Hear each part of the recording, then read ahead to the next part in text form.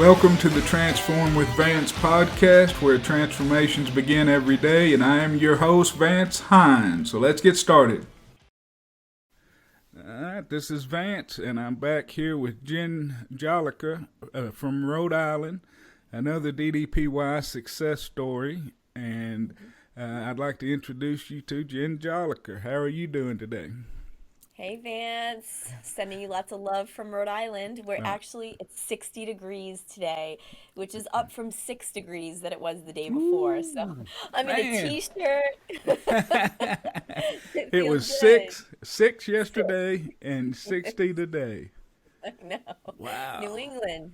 The- Welcome to New England. How are What- things with you out in Texas, Vance? Oh man, we are doing good. We are doing good. I think, let's see, it's 39 today, so I can't believe Rhode Island's warmer than we are.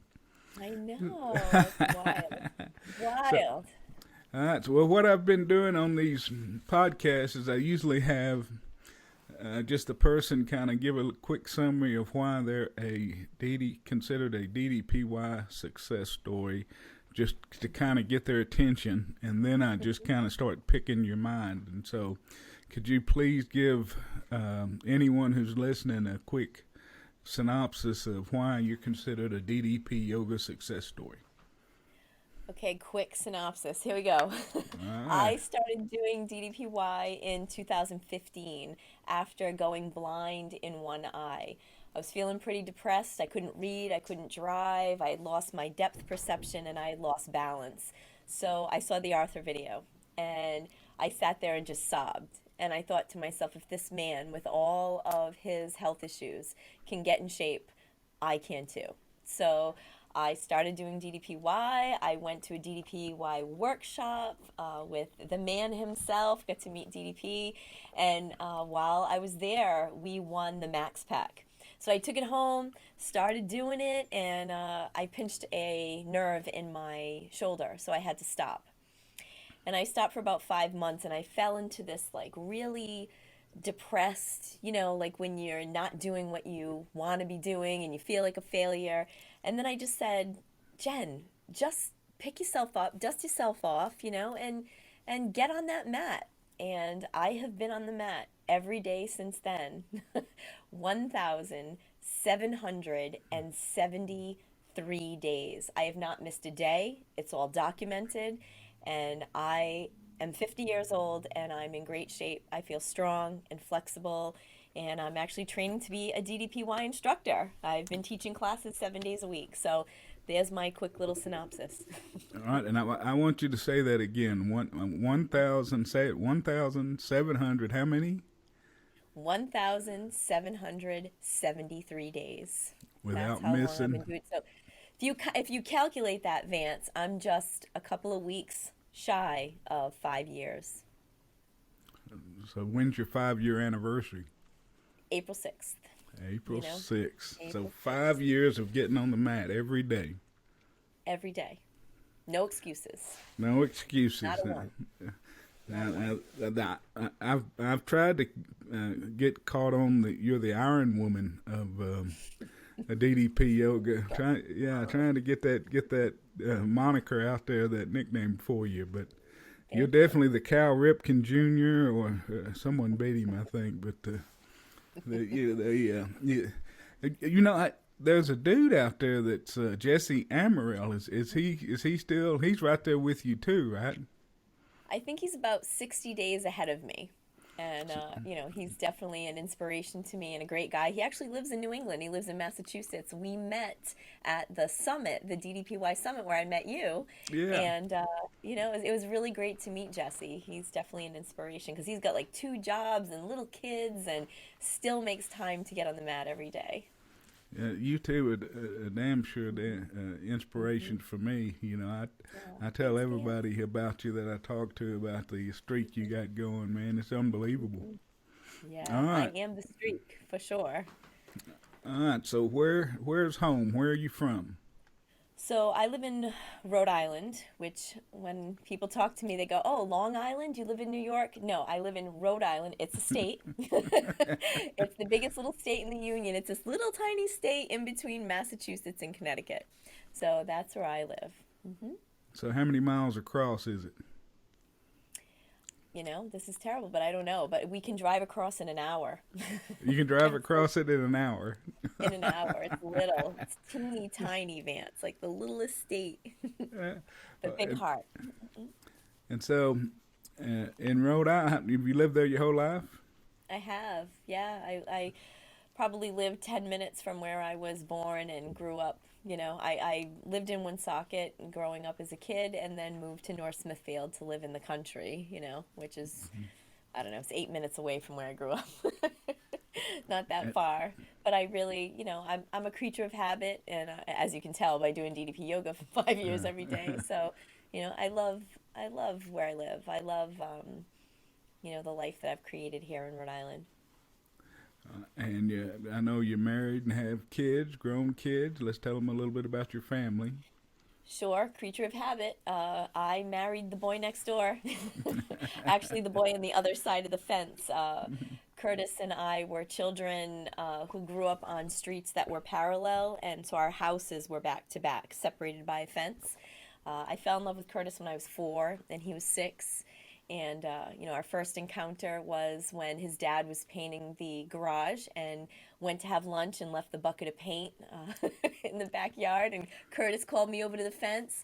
So I walked over to the fence and he stuck the paintbrush into the paint bucket and it just went whoosh. And I just stood there as he just painted me, just like threw paint at me. So I've been in love with him like my whole life. And we got together as teenagers, and then our parents thought we were way too serious, so my dad broke us up. And then when we were adults, we got back together and got married, and we've been together ever since. And we have 2 kids. We've been married for 26 years, living together for 27 years, and he's the love of my life. And so our 2 kids, I have a daughter named Rainbow. She goes by Rain now that she's so old and refined. 25 years old. She's in college to become a librarian, but she's double majoring, drama and English.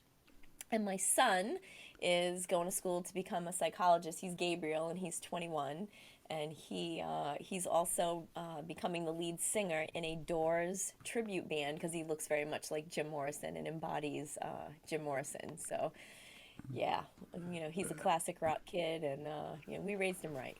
All right, all right. Well, now tell them, this is my favorite part. Tell them what you do for a living. So, Vance, I'll never forget the look on your face when I told you what I did for a living. we were sitting in a tattoo shop in Atlanta, Yeah, Georgia. We had just met. yeah, And I told you that I sold sex toys, that I sold yeah. romance products, and you were so intrigued. That's And right. That's like most people are. Like, how could you not be, right? yeah. So I started a romance company when I was 21 years old. Actually, I started doing parties at 21 years old because I felt that there was a definite deficit when it comes to sex education, right? So when you're a teenager and start to have all those feelings and the hormones flooding in, you kind of learn that if boys have sex, they're studs, but those girls who have sex, sluts, and it just never felt right to me. And sex education in schools was terrifying. It was all STDs, pregnancy, STDs, pregnancy. Nobody talked about pleasure. So, when you're a teenager and you're starting to have sex, you feel insecure and you feel bad about yourself, and there's all this mixed messaging coming from media. So I wanted to do something like that was where my passion came from. In high school, my friends used to come up and ask me for sex advice. And at 21 years old, I started doing sex toy parties where I would go to a woman's house and I would have like a Tupperware party or a Pampered Chef party. I would have all these wonderful devices and I would explain what they did and I would explain how they could make women feel better and, even the playing field in the bedroom because, pretty much female pleasure wasn't talked about, wasn't a priority. It was all about male pleasure. So I wanted to, make things a little more even, Steven. So that's what I've done my whole adult life. And my company is called Athena's Home Novelties.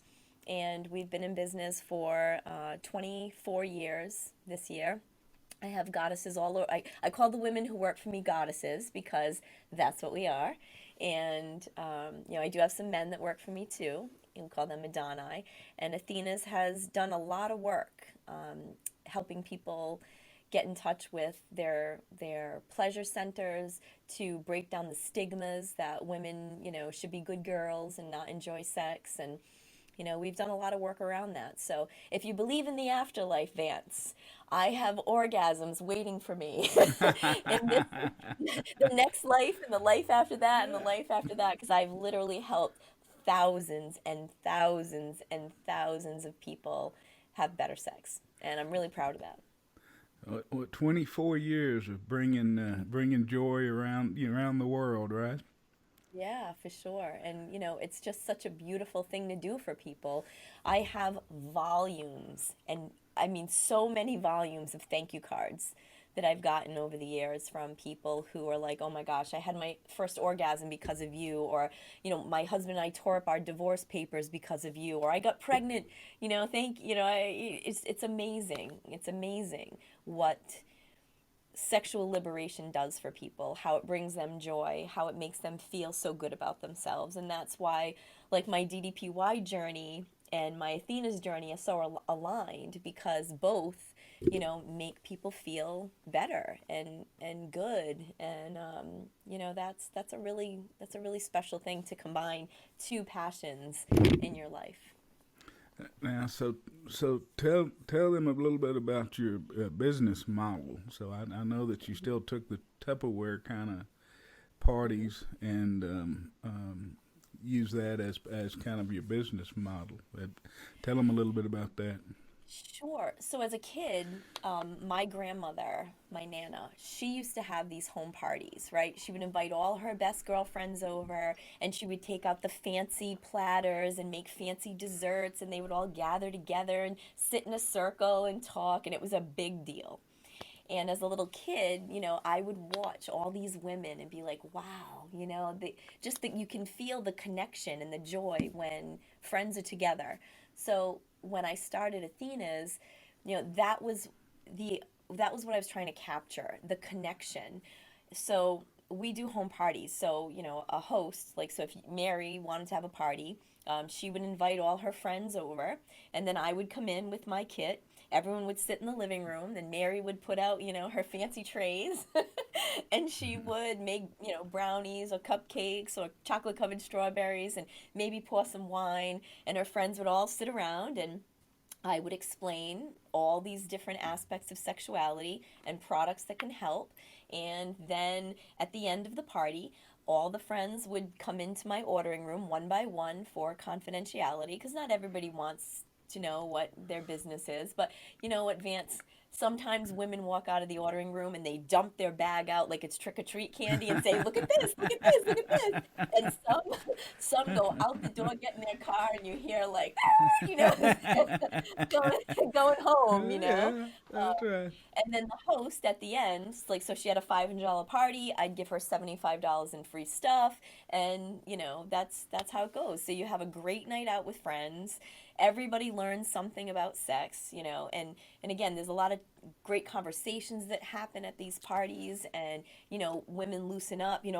I've done parties, Vance, where I get there and a woman has her arms folded and she's got a, oh my God, what, and then all of a sudden she unfolds her arms, she uncrosses her legs, she's leaning in to listen to what I'm saying, and at the end she's like, oh my God, I want some of this, so it's so cool to see, because again, the stigma of sex, right? So someone's been invited to a sex toy party, and if they have this negative attitude that's been drilled into their head since childhood, or teenage years, or whatever, by their parents, by religion, by a past lover, whatever, they have these negative like thoughts about sex in their head, and I can actually be with them in that moment and say, hey, I'm a regular woman, because you would think like a sex toy lady would be in a bustier and, high heels and a, tight dress. I mean, that I would show up in a business suit and I'd be like, look, I just look like a normal woman and you're all normal women and we all deserve great sex. You don't have to look like, I would say Pam Anderson to be sexy. We can all be sexy. We can all,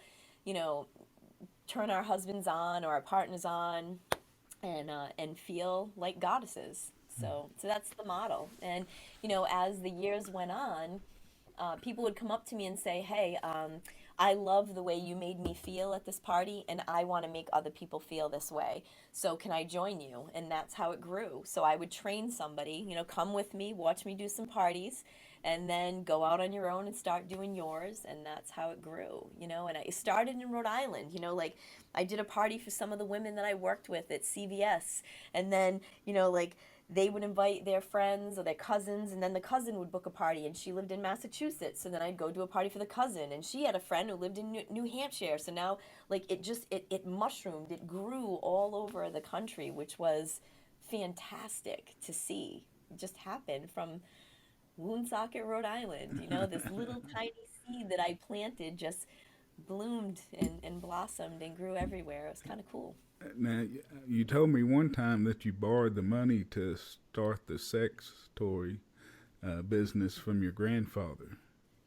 Yeah. Tell me how that went. I needed the money to get started, and I was working at CVS drugstores in their headquarters here in Woonsocket, and I had a great job. But I felt like this was my calling. Sex toys was my calling. So I went to my grandfather and I said, Pep, I need to borrow $8,000 because I wanted to place this like huge order with a vendor. And he said, $8,000 for what? And I said, I want to start a business. I have this really good idea. So he said, I believe in you, Jenny. So he met me down at the bank and he opened up his safety deposit box, pulled it out, and he counted out the money, $8,000.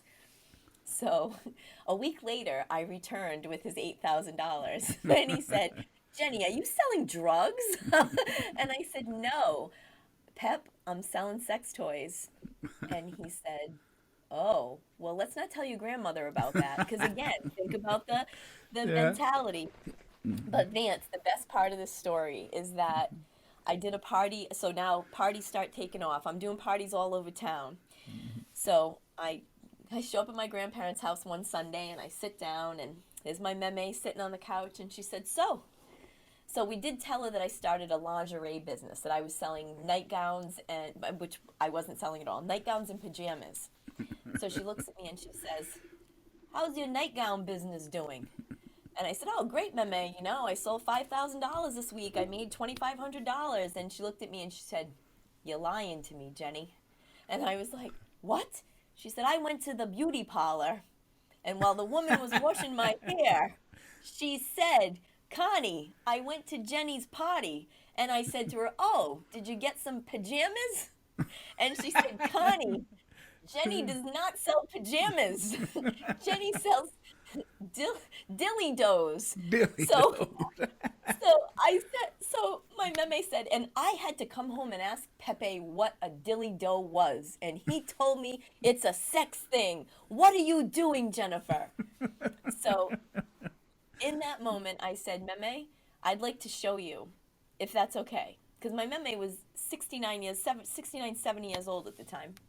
So I went into my car and I grabbed my kit and I brought it in the house and I sat on the floor and I took everything out, everything, vibrators, anal beads, lube, everything. And I showed her everything that I had, and she was silent the whole time, mouth hanging open. And at the end, she said to me, Jenny, I wish I would have known a woman like you when I was young, Ah. because I never enjoyed sex in my entire life because the church said it was bad. And Oh. I felt so sad for her. So imagine, here she is, 69 years old, and never enjoyed sex in her whole entire life. She died a year later, and I'm so glad I had that moment with her, to connect. And, you know, my grandfather and I were very, very close. I mean, he was like my biggest cheerleader, my biggest supporter. And as the years went on, without my grandmother, he was going to the senior center and going to dances and meeting up with little old ladies whose husbands had died. And he would say, "Oh, you got to go see my granddaughter, Jenny." So I'd have these little old ladies show up at Athena's and say, "Your grandfather said you could teach me something about sex because I still have feelings down there." And I would say, "Oh, great," you know. So I'd get to teach, Bernadette and Yvonne about sex. It was just so cool. It was so, so cool to be able to have that. And my grandfather said, you know, your grandmother never enjoyed sex because the priests and the nuns told her that it was bad. And he said, I didn't believe any of that, but she did. So that's what our relationship was like. And, she wanted to have sex to make babies. And then after she had babies, that was it. So, you know, that's a sad story. And I feel like it's been passed down through generations, the idea that sex is bad or dirty, because if you have no knowledge or nothing to go by, how do you break the cycle? How do you educate your own children if nobody talked to you about it, So let me tell you, Vance, my kids, from the moment they were asking me, how did the baby get in Auntie Erin's belly, when they were little, I'd tell them, always at an age appropriate level. But both my kids are very secure in their sexuality. They, when they lost their virginities or had boyfriends, girlfriends, they came to me and talked to me about everything. And both kids made it through their teenage years, no pregnancies, no traumas. They are both they have very healthy attitudes about sex. And that's what I want because, Vance, I've met a lot of 40-year-old women who tell me that they've never had an orgasm. They've never enjoyed sex. And I'll be damned, my daughter's not going to be one of those women. My son's not going to, make a woman feel that way. So, that's been my journey with, with what I've done with it since Pepe gave me that $8,000. I'm gonna ask you something. You can tell me, anything, if you want anything you want cut out of this, at any point I'll cut it out. This thing's Sure. supposed to be for fun. I'm not trying to get a catcher or make you uncomfortable or anything. But, we've been in contact since the summit, and I'm going to ask you about the summit. But one thing I always thought, you were talking about your son and your daughter being comfortable with their sexuality. You told me one time that Gabe's girlfriend, and I don't know what the correct terms are, but decided that her is it gender didn't, or her identity didn't match her. Now you say the right terms. I don't want to offend anybody. Oh, that's fine. So Yeah. Gabe's high school girlfriend is transgender and decided that they didn't want to be a girl anymore, didn't feel comfortable in their body that way, and wanted to be addressed as a boy, as male, which, a lot of people freak out about that stuff. But for me, I was like, if that's what's going to make you feel comfortable, if that's what's going to make you happy, that's what I'm going to do. And every step of the way, that kid's journey, I was there supporting them and agreeing to call them by whatever name they wanted, address them with whatever pronouns they prefer. Because, Vance, for gay kids, for trans kids, is a very high suicide rate. And that's very sad to me because when these kids come out to an adult, they need support and love. They don't need, well, are you sure? Well, you shouldn't do that. You shouldn't feel that way. That's not right. You don't want to shame a kid who's going through that. You want to support them because if you say the wrong things and do the wrong things, that kid could take their own life. So I really believe that gay kids and trans kids need a lot of support. And my son and that person are no longer together, but I feel like being part of their journey at that beginning, I feel really blessed to have been there for that kid and to support them on their journey because their parents weren't supportive, so they ended up moving into my house. And I think trans kids go through a lot of trauma already, and then to be shunned by your parents, now you're really hurting. And so I got to be there for a kid who really needed it. And when they graduated high school, they won an award, which I was so proud. And that kid got up on stage and said, I would like to the first thing, I'd like to thank the Jolicoeurs for giving me a place to live and for giving me love. And I was like, wow, it's really special. And then one of the teachers came up to me at the end and said, if it wasn't for you, that kid would be dead. And, you know, I'm really proud to be able to stand there, stand up for someone, and um, who needs it. So, I mean, yeah. it really two things really impressed me. One is that your son accepted, I guess the pronouns are him, accepted him Yeah. Yep. as he was, and Mhm. continued to 100%. date and continued to date him. They stayed boyfriend and girlfriend for a long time. And then the other thing is that y'all accepted him into your house because um, his parents weren't acceptive of the the issues. And so, Yeah. that amazed me when you told me that story. And um, I just couldn't imagine what it would you talk about your kids being okay with their sexuality. I couldn't imagine what it took for Gabe, being in high school, and I think he was in high school, right? Yeah, he was. It was the tail end of senior year, and then Yeah. into that summer, and that that person lived with us for over a year. So, I mean, And that some of the bullies in the school would said some things to him about it, or I would imagine if it was like Waxahachie, back when I was, there would be, and he was able to, um, he was okay with it and stayed with him, then y'all took him in. So I agree with what teacher walked up and told you that. So I think that's mhm. amazing. And Yeah. my oldest girl is gay, and she's big in the LGBTQIA plus. LGBTQ plus. Yeah, Yeah, but it's a lot of letters. yeah, and she tells me if I don't know them, it's disrespectful. So because I've got to at least take the time to Mhm. learn them. But she's active in the for the LGBTQIA plus caucus. She does a lot of their stuff down in Austin, and so she's very active in that community, and she would be very proud of you because she's big on how transgender teens and kids are treated. So Oh so yeah, I it's important because they need you. They need support. They need love. They don't need shame or to become outcasts. That's it's a life or death situation with um, teenagers in the LGBTQAI plus community. You want to be there for them and be an ally. So it's important. It's really important to me. I have a lot of gay folks, people in the LGBTQAI community at Athena's.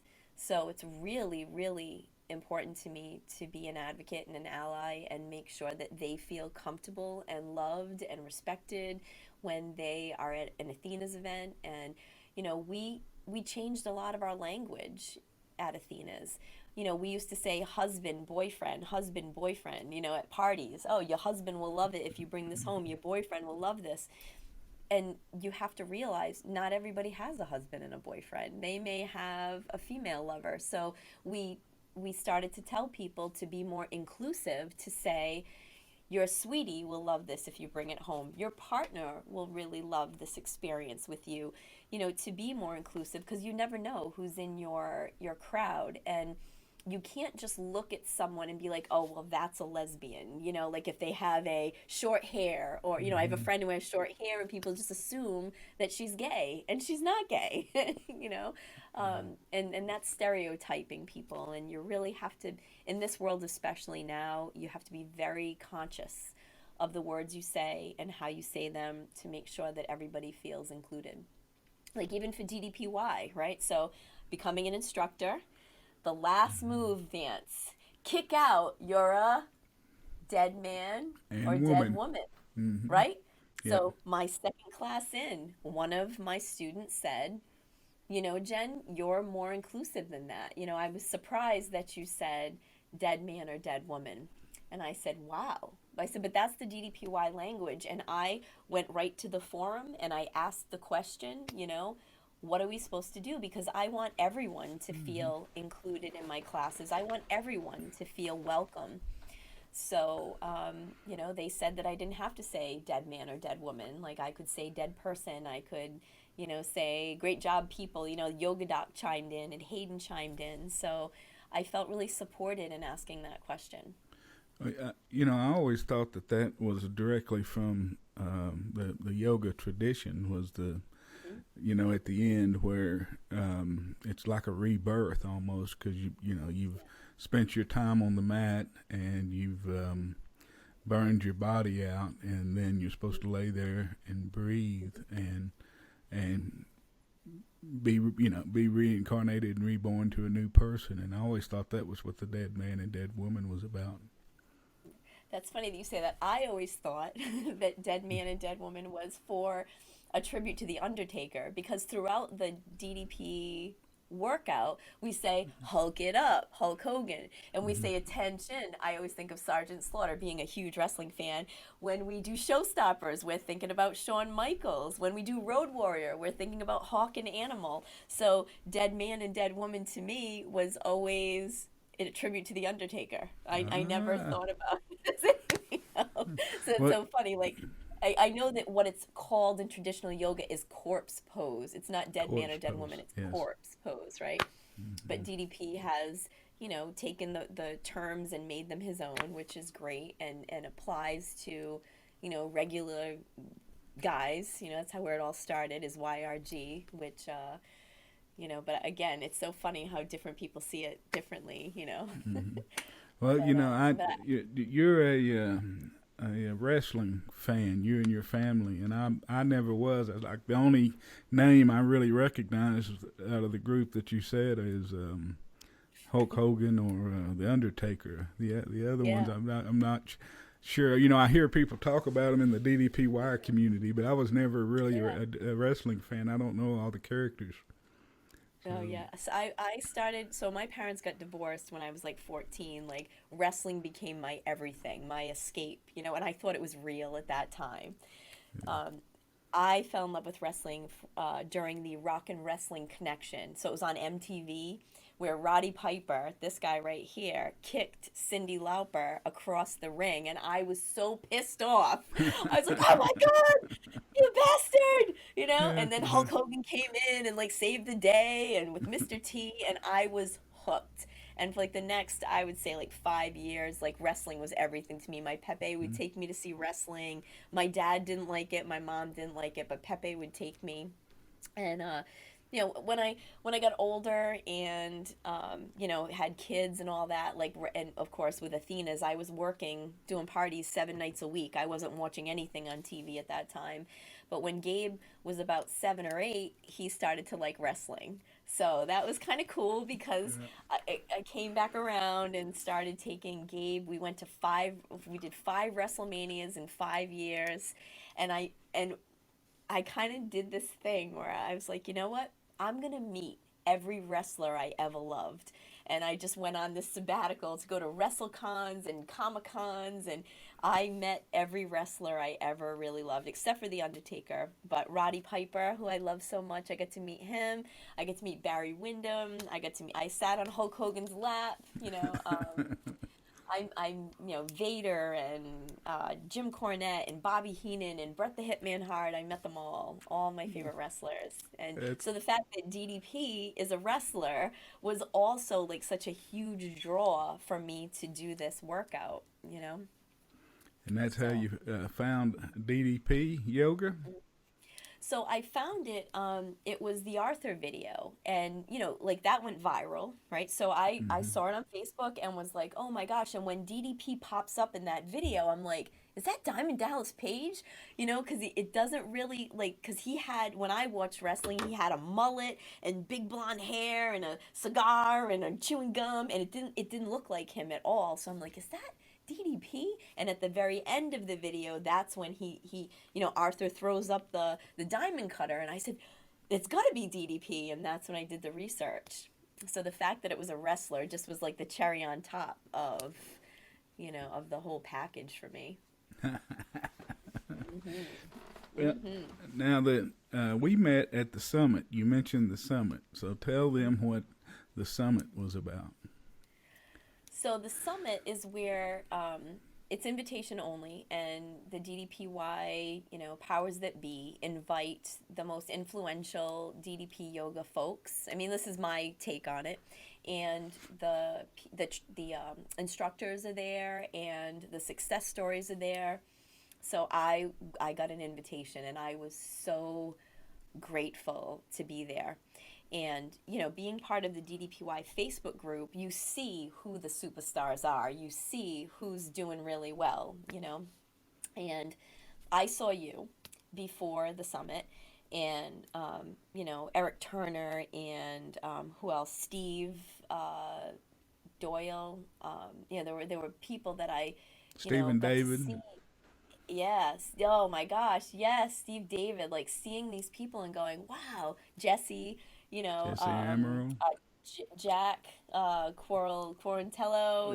Yeah. You start to see these people, and you're like, wow. Like they become like you feel like you know them because you're watching their journey. But yours was obviously, you were the next viral person after Arthur. So when I saw you, so you have to imagine, I go from being like I own this company and all these women and the men who work for me, they all love me, and like when I'm in an event, I can't even walk to the bathroom without being stopped 10 times. Jen, let me tell you this. Oh, Jen, can I show you this? Jen, can I talk about this? So I go from being like the center of attention in my world to the DDP world where I walk in there and I'm like looking around, like this isn't my, not my circus, not my monkeys. Like I'm just sitting there, and I felt kind of awkward. I am a very social person, but I felt kind of awkward. But I remember walking up to you and going, "Hi, congratulations on your transformation," and talking to you, and just being so excited to meet you after seeing your video. And then the idea that you would come up to me, so I actually got a little nervous at one point, and I went and sat in the lobby, and I was sitting on my phone, which how terrible and antisocial to do, but I was sitting there on my phone, and you came up on the side of me and said, hey, this guy over here is going to get a tattoo of DDP's name on his arm. You want to go with us? And I was like, yes. So I jump into a truck with you. I don't know you, and these two people I don't know, to go watch this guy get a tattoo. And it's one of those moments in my life where I'm just so glad I got into a car with strangers. Well, I was attracted to you just because of your confidence and positivity and it was like you're like one of those people with charisma in the room, like DDP, and so you're kind of Thanks. drawn to. But what bonded me was when we were walking out to the truck and you showed me your Grateful Dead tattoo, and then we bonded immediately Oh, after that, absolutely. Yep. You told me I went to a DDP. I said you said I went to a Grateful Dead show. Yeah, Um, and yeah, and that was it. Like we started talking about different songs, and yeah. it was just that was it. So we had talked about the Grateful Dead, and then we get to this tattoo parlor, and you're asking me what I do for a living, and that was our friendship was born. Yeah, That was so and much when fun. you told me that, I had a million questions about the Yeah. how you started the sex toy business and how I just it's and I still got a million questions. I could keep you all day asking you about your sex toy business. I tell you, Yeah, hey, there's a lot to it. how do you find new stuff for your line and stuff? How do you determine? Well, the sex toy industry puts out a lot of product. There's a lot of designers who come up with ideas, and there's companies who make those ideas come true. And then they send me samples and say, hey, try this out. What do you think? And there's some that I'm like, who on earth came up with this idea? It's terrible. And then there's some where I'm like, whoa, we gotta add this to the line right away. Yeah. Yeah, so there's trade shows, and obviously with COVID, there haven't been any trade shows, but for years I was doing 2, 3 trade shows a year to go find new stuff. Yeah.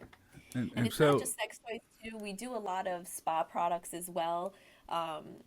Because it's important to feel good in general, right? Like, that you have soft skin and you have soft hair, and your ankles aren't all cracked and nasty, that you have nice soft feet, because when you get in bed with your lover, you want to feel your best. And so we do have a lot of great spa products too, that are vegan and cruelty free and made in the USA and all the good stuff. No parabens, no sulfates. Got a lot of hemp based products and some CBD products that, are just great for your skin and your hair. and I got tickled because you brought all the women at the summit welcome gift. Tell them I what's about, did. and you gave me I one. So yeah.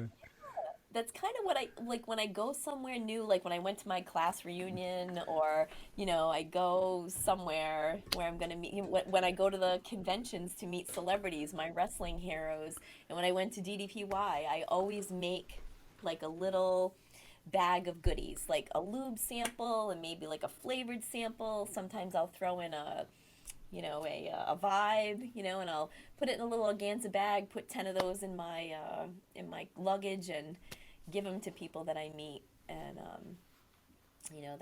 that's just what I do. I love to gift the products that I have, because I know that the people will take them home and try them and be like, wow, this is great. And then maybe they'll go on my website and go, hey, Athena's, I want to get this, this, and this. Or maybe they'll tell their friend, hey, this girl gave me some really cool products. Have you ever heard of this? And it just keeps the conversation going, and, keeps Athena's in people's minds.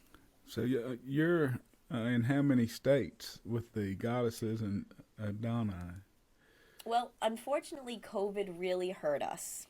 Yeah. So you have to imagine, Vance, we're a home based business where we go into people's homes and gather with friends, and we sit in a circle.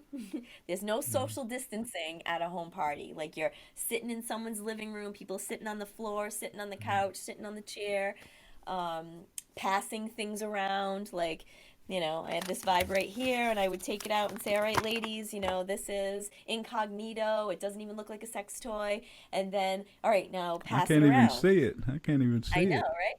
This thing. Let me put it Yeah. against the purple wall, right? See that? Uh-huh. Isn't that?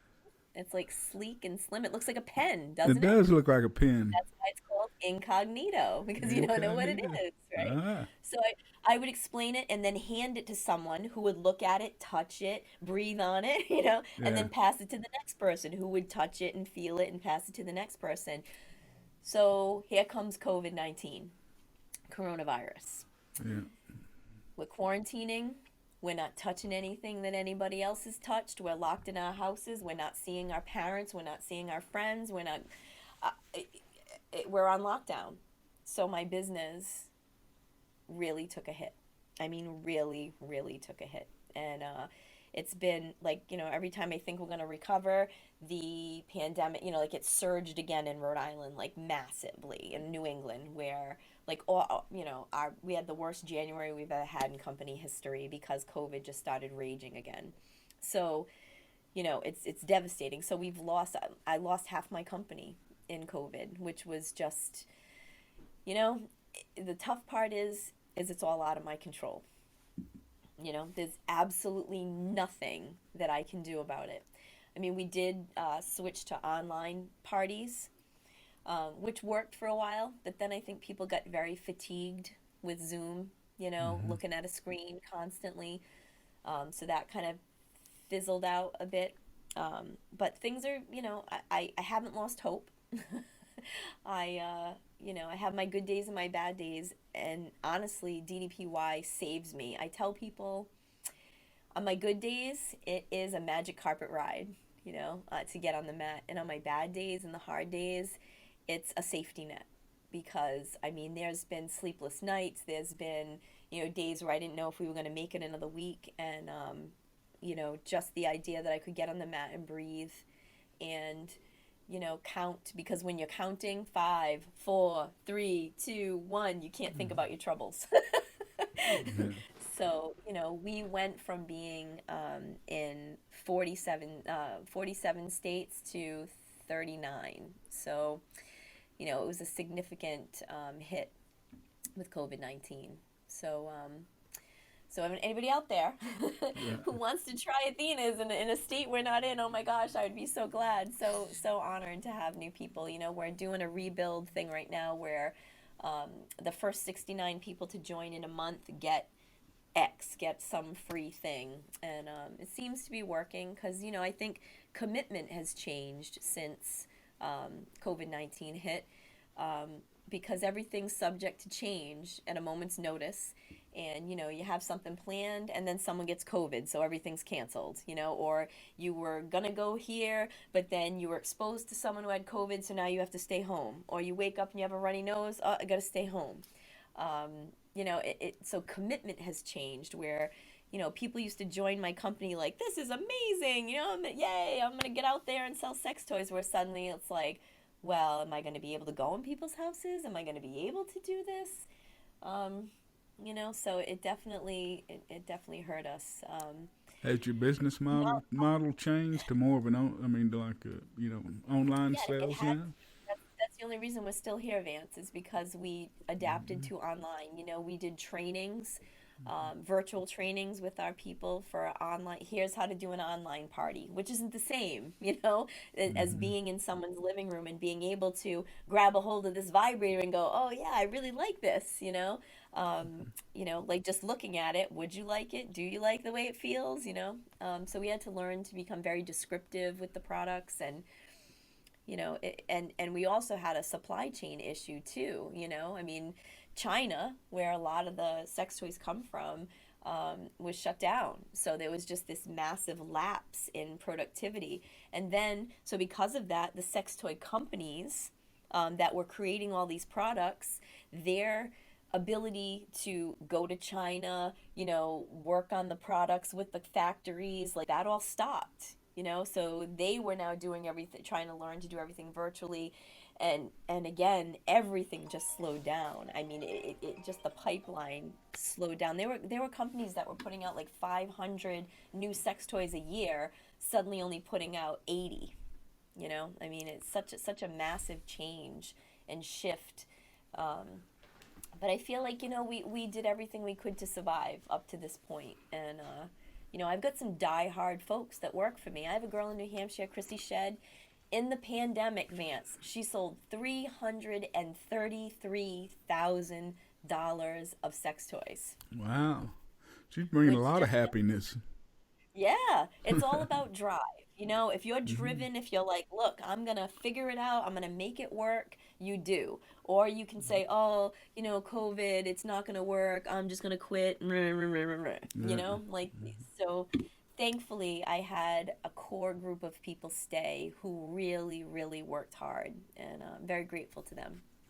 So, if someone wanted to get involved with your company or just order from you, how would they get in touch with you on the Very Athena site? simple. AthenasHN.com. That's our website. ATHENAS as in Sam, H as in Harry, N as in Nancy. AthenasHN.com. And you can buy products, you can book a party, and you can become a goddess or Adonis. Because the money so the girl who sold $333,000, she made 50% of that. So staying at home in a pandemic, So she made she made 167,000 or something like that. She sure did. She sure the hell did.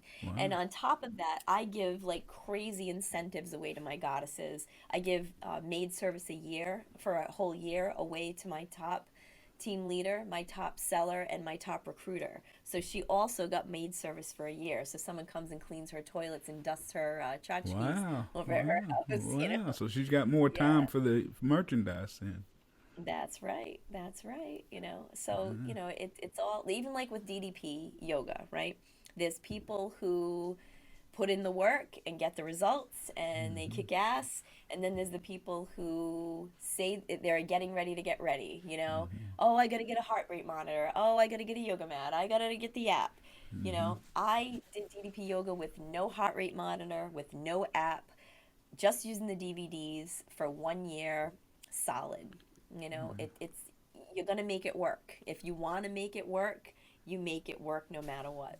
And that's definitely the mindset that I've had with DDPY, and that I've had with Athena's.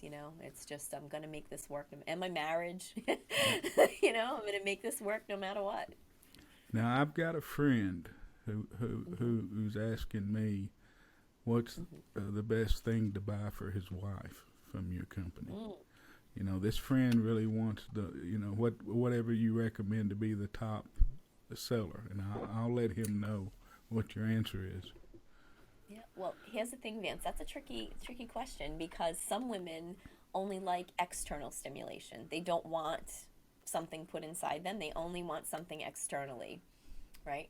And then there are some women who want something just internally. And then there are some women who want something that's internal and external. So the true question is, what does his wife like? That Ah, that becomes the question. so So I got to go ask him what his wife likes. yeah, I mean, because that's that, and you know what happens when, if he Yeah, doesn't know, he's yeah. got to ask her.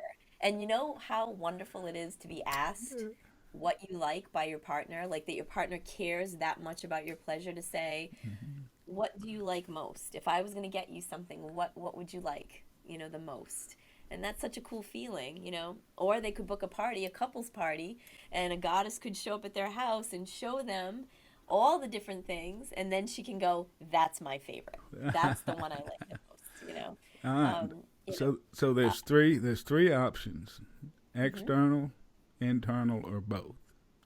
So if correct. you had a recommendation for each of the three, what would they be? Okay. Well, I say, So, what's your most popular seller for each of those three types? okay.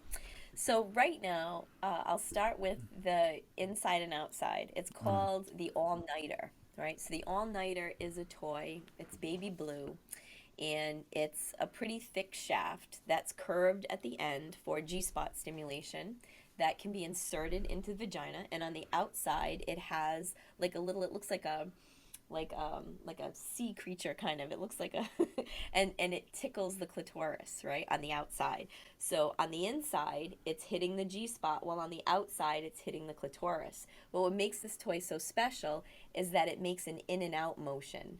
So it's actually Hey, stroking the G spot. So that's kind of hey. cool. And now there's And men now, who wait a would minute. That one is pretty. I mean, that's pretty intimidating for a man, especially the name All Nighter. I think that's pretty intimidating. that was my next thing, next point I want to make, right? Is that for men who are intimidated by sex toys, that Yeah, feel like I'm going to be replaced, that yeah, is not the case. Because when you can't go anymore and she can, the sex toy can keep going, right? So yeah. if she wants to continue having pleasure, you can take a break and hand things over to the toy, right? Um, and the other thing too is that I meet a lot of women who tell me that their partner doesn't last a long time, right? So their partner gets on top of them, has an orgasm fast, and she did not have any orgasm at all. So that's a night when you roll over and go to sleep, going, or not falls, he falls asleep, and Hmm. you're looking at the wall going, well, that was unfulfilling. Yeah, really? So yeah. So if you take so after a man ejaculates, right? A really cool thing to do, and this is one of my signature moves, one of my favorite things, right? So if Curtis and I we finish having sex, I will lay between his legs with my chest leaning, my back against his chest, right? And then I'll use my toy while he whispers something sexy in my ear or Ah, reaches around and holds me tight. So, he holds me while I have that other orgasm, which is such a cool thing to do with your partner. I highly recommend it. So there's nothing to be angry about if that's what's going on, you know? Mm-hmm. And good sex begets good sex. Like, so if a woman's having orgasms, That's almost she's gonna want biblical. But yeah, she's gonna want something. more. Yeah, right? I want, you know, it feels so good. I want to do that again tomorrow. You know? Yeah. So the idea of Good. sex Wait a toys minute. is Wait a not minute. You're gonna have to make shirts with this. Good sex begets good sex. good sex. Yeah. And if you're someone who's so now let's talk about that move that, you know, I just told you about with Curtis, right? Mm-hmm. So the next morning, what do you think we're talking about at breakfast?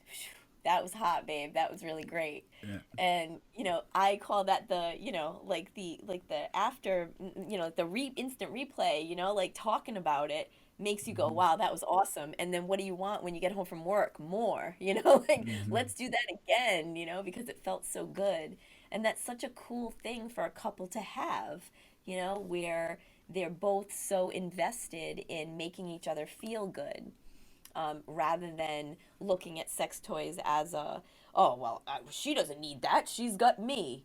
And when Yeah. guys say that, I'm here to tell you it's not true. Like, we have a lot of moving parts and we have the ability to have multiple orgasms to your one. So why not foster that? Why not be supportive of that? And why not be invested in that? Because that's how you have a super satisfying, mutually rewarding sex life.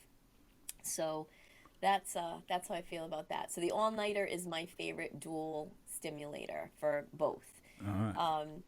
And then internally, again, it depends. Does she want something fulfilling, like bigger, or does she want something smaller? You know, so we've got that too. I'm hoping my wife prefers smaller.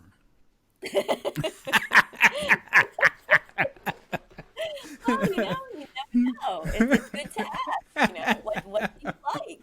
And again, it depends on your relationship, whether your Yeah. wife or partner is going to say, you know, I want a big one, you Yeah. know, and I don't want you to be intimidated. I want you to sit and watch this, watch Yeah. fireworks, you know, That's while I my. take care of this, you know.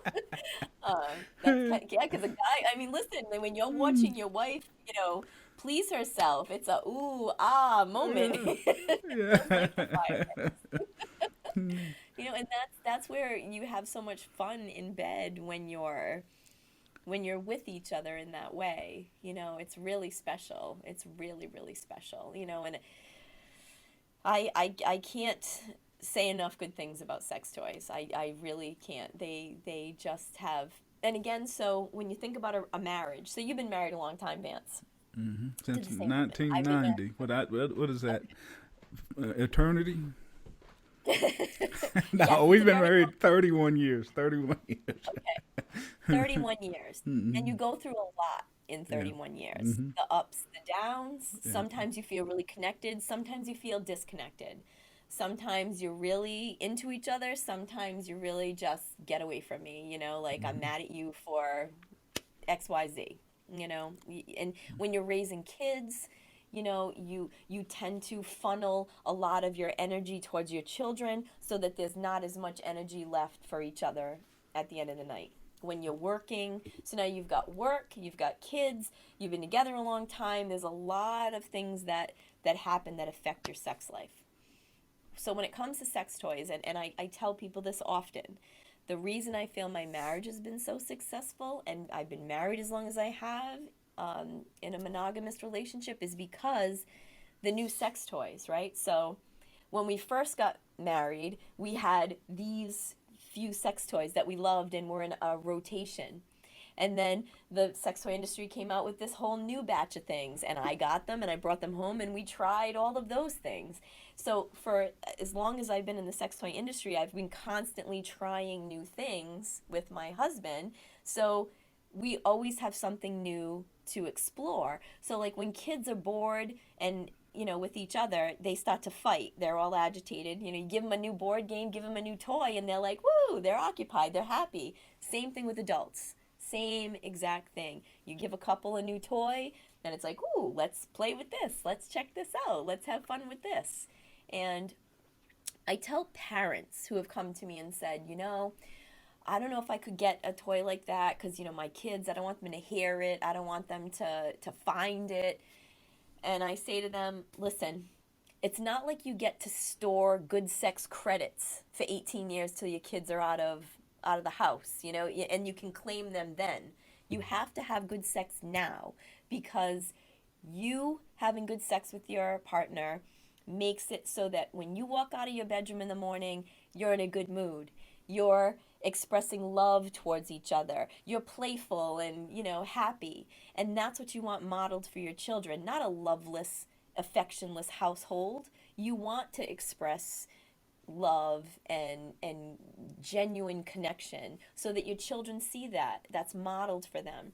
And there's been times when my kids have heard Curtis and I having sex, and the next morning Rain would say to Kurt, "Oh, you guys are so loud." And Kurt said he had the most perfect comeback. He said, "Would you rather hear your mother crying from the next room?" Mm. And she was like, "No." He said, "Right." And, I said to both kids, I hope that you have a partner when you're an adult who makes you make those noises.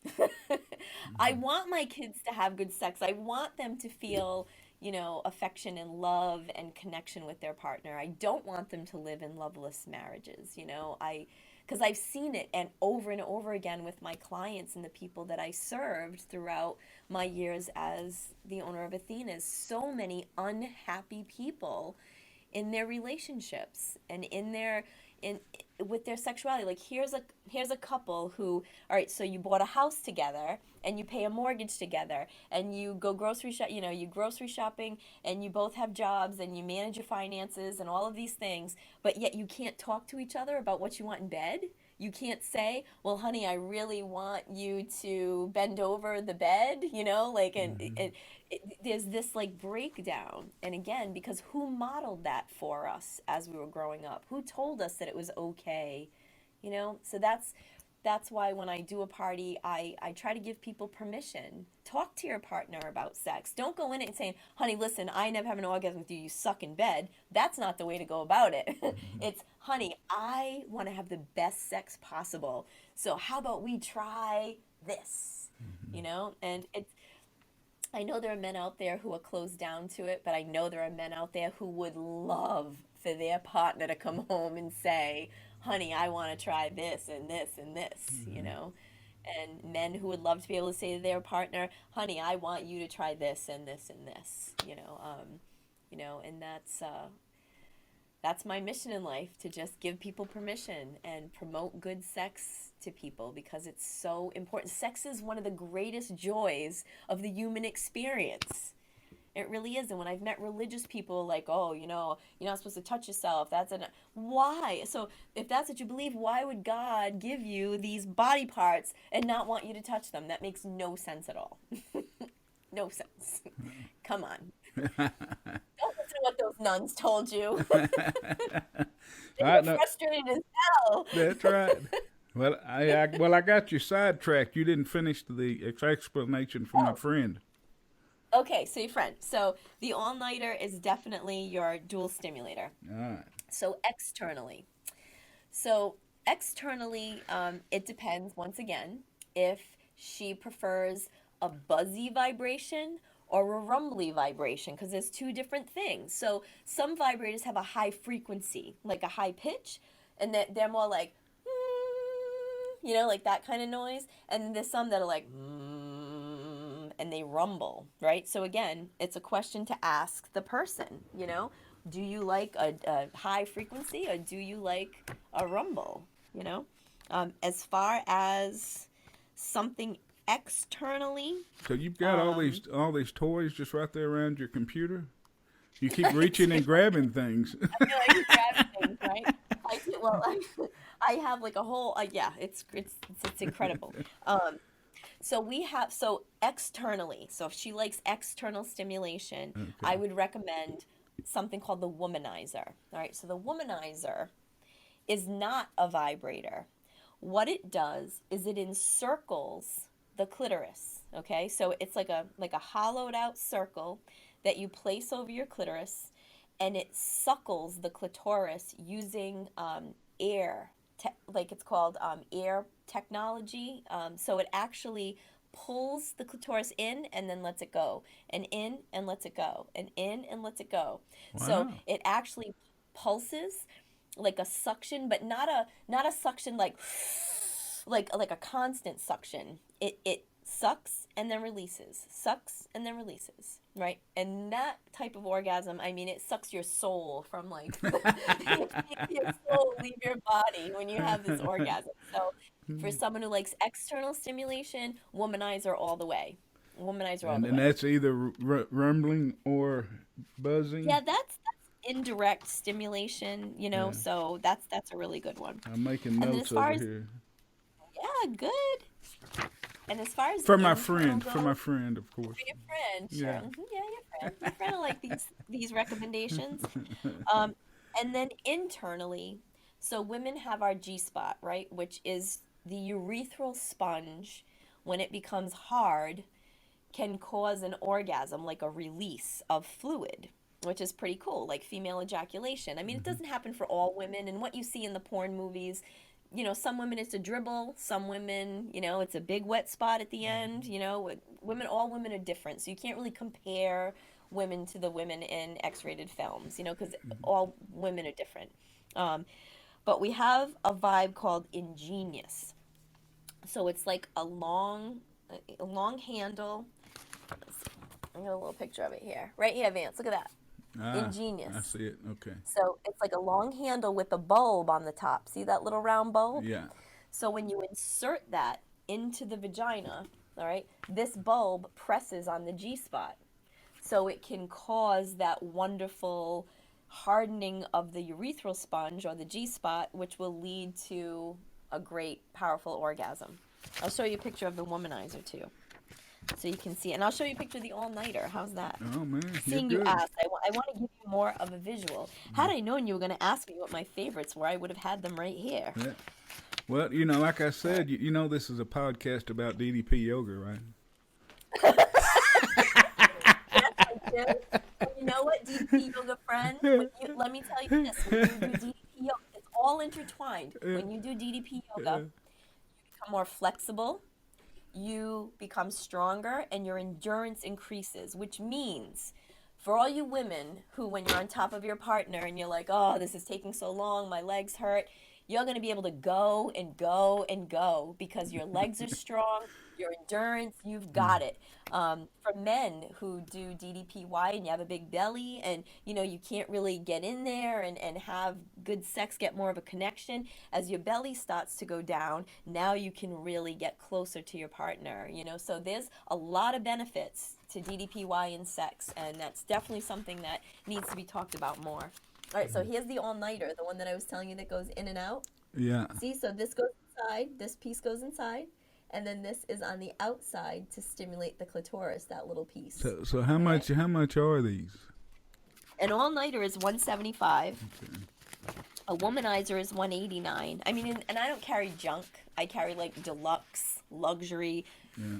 and everything that goes on my line, Vance, has been tested by a committee. So I have a committee. Sometimes I have gay men, gay women, bisexual women.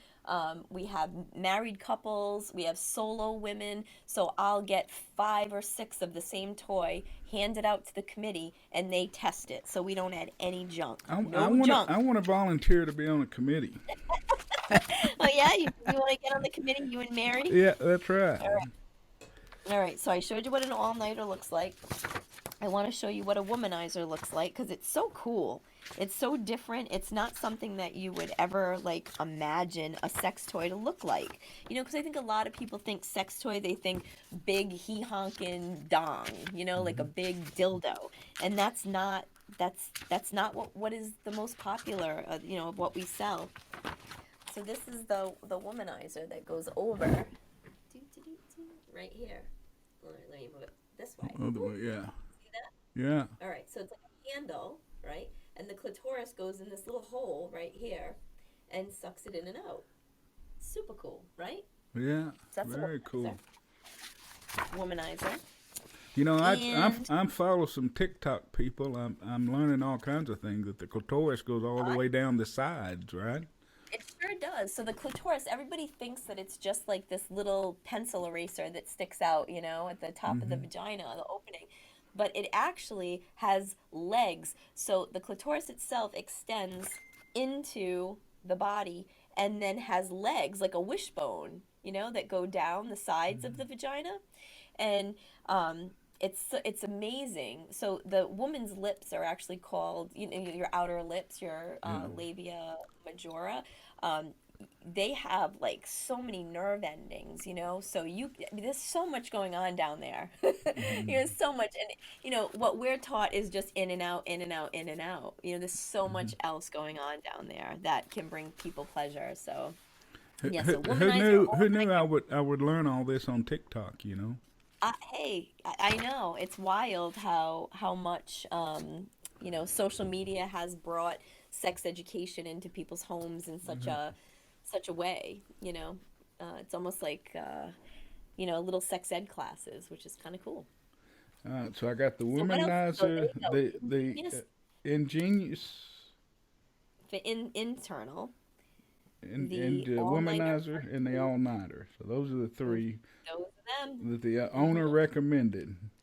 Not that Bet. you're downplaying any of the other No, devices, but those there's are lots of yeah. it just depends what you like, So we try to have something for, if someone wants a big vibrator, we've got that. If someone wants a little tiny vibrator, we got that too. The preferences are all over the map. What about for men? This is pretty. Is it female only, or do you have things for No, men? we definitely have things for men. So men have a prostate gland, of course. It's in a taboo spot. It's in your butt, but you can stimulate it from the outside. And again, that's another thing that we try to teach people, women and men, or anybody who wants to learn, that there's this stigma again. If a straight man enjoys anal penetration on themselves, then they must be gay, and that is absolutely not true. Not true at all. If it's a woman who's doing the penetrating, it's a completely heterosexual activity. So it's getting over those hang-ups, right? Um, so we have really cute little butt plugs that can be put in a guy's butt to stimulate their prostate while they're getting oral sex, so while they're having intercourse. So that's always a fun time. And then we have sleeves. And again, sleeves have a stigma of, oh, this is what a guy uses when he watches porn alone and doesn't have a partner. Absolutely not. When a woman's on her period, but she still wants to please her husband or partner or lover, she can slap a sleeve on and pleasure him.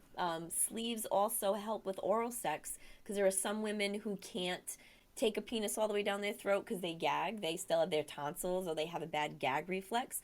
So if you use a sleeve, which will encompass the majority of the penis and just the top is poking out, the man can still feel completely engulfed, and still have like mouth and, something wrapping around the penis shaft. So, we definitely have great sleeves for that. And again, so there's different sleeves. There's some that you stick the whole penis into, and there's some where the penis will poke out the end, so you have an open end.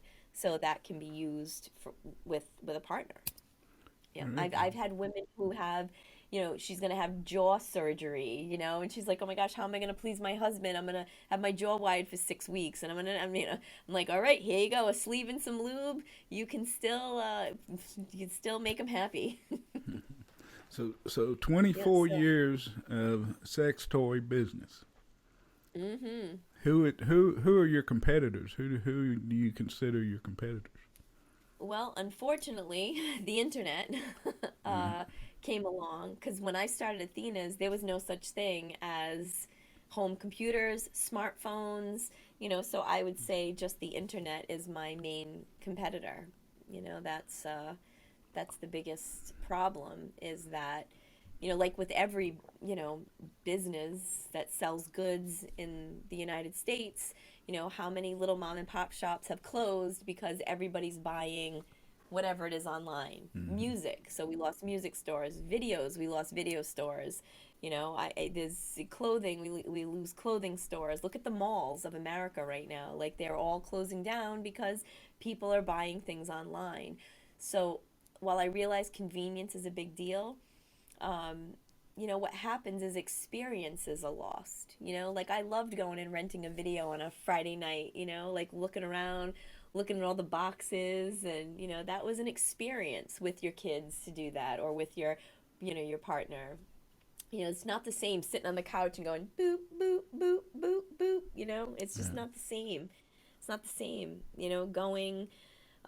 going to buy clothes. I mean, I don't know about you, Vance. I want to go somewhere and try on a dress. I want to go. I'm sure you're not trying on a dress, but like when you want to try on pants, Yeah. you want to go to a store and try on pants. You don't have to order three different sizes and then have to mail two back. It's a pain in the ass. Yeah. I love experiences. So I hope that we continue to get to do what we do, which is an experience going into someone's house and all the friends come over and they have wine and chocolate covered strawberries and pass sex toys around because it's very special.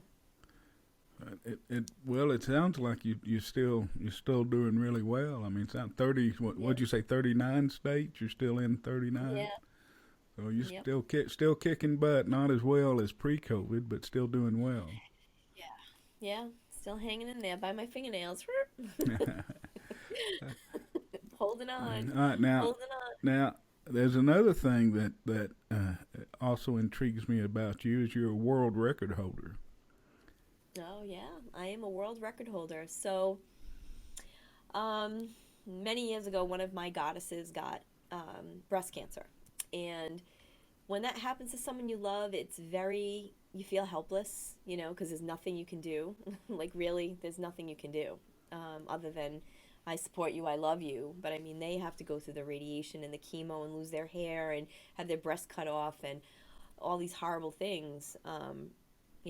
It's devastating. So we had, all right, well, we're going to do, like sell breast cancer bracelets, like we did different things. And I kept saying there's got to be something magnificent that we can do, something like world, like something really that's going to change the world, because I'm a big thinker, right? Hmm. So one night, I was in Florida with a bunch of goddesses, and we had had a meeting all day long, and we all went back to, well, like 10 of us went back to the hotel room, and one of the goddesses was like, "Oh, I've been waiting to get out of this freaking bra."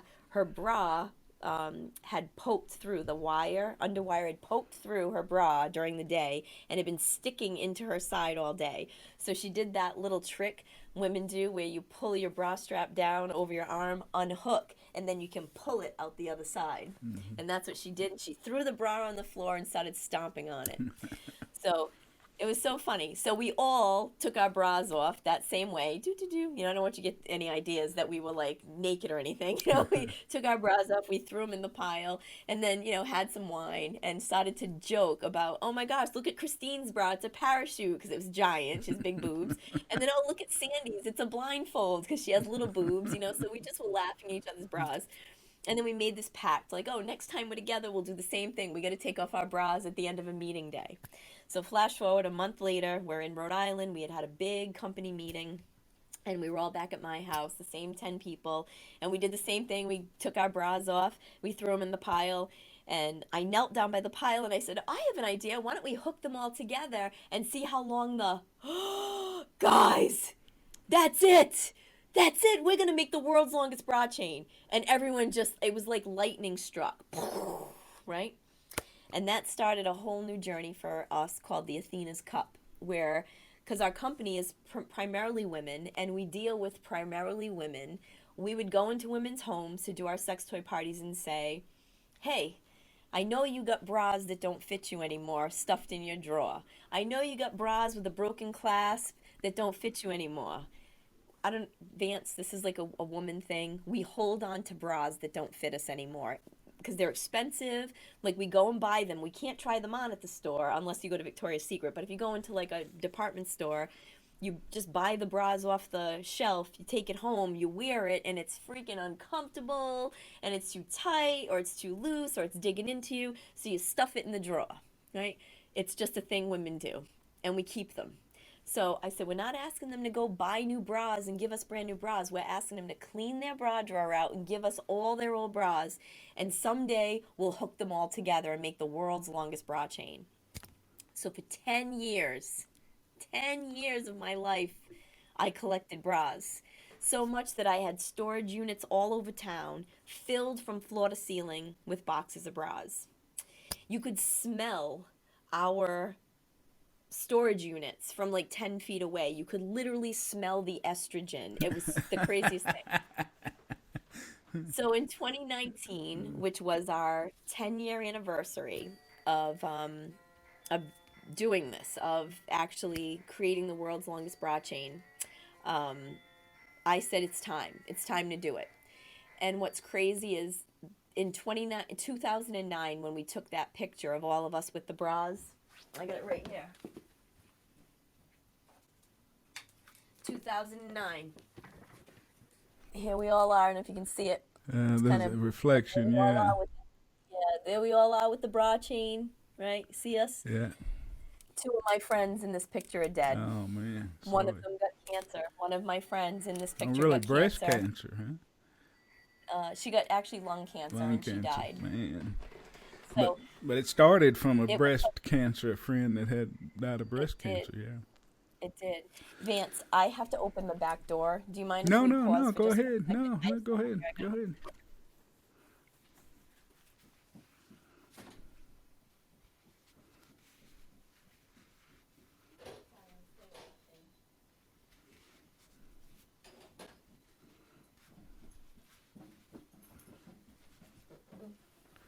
Sorry, Vance. Yeah, no, like Yeah. I told you, So, there's no rules here, so it's whatever, if you need to go take a break or whatever you want to do, just let me know.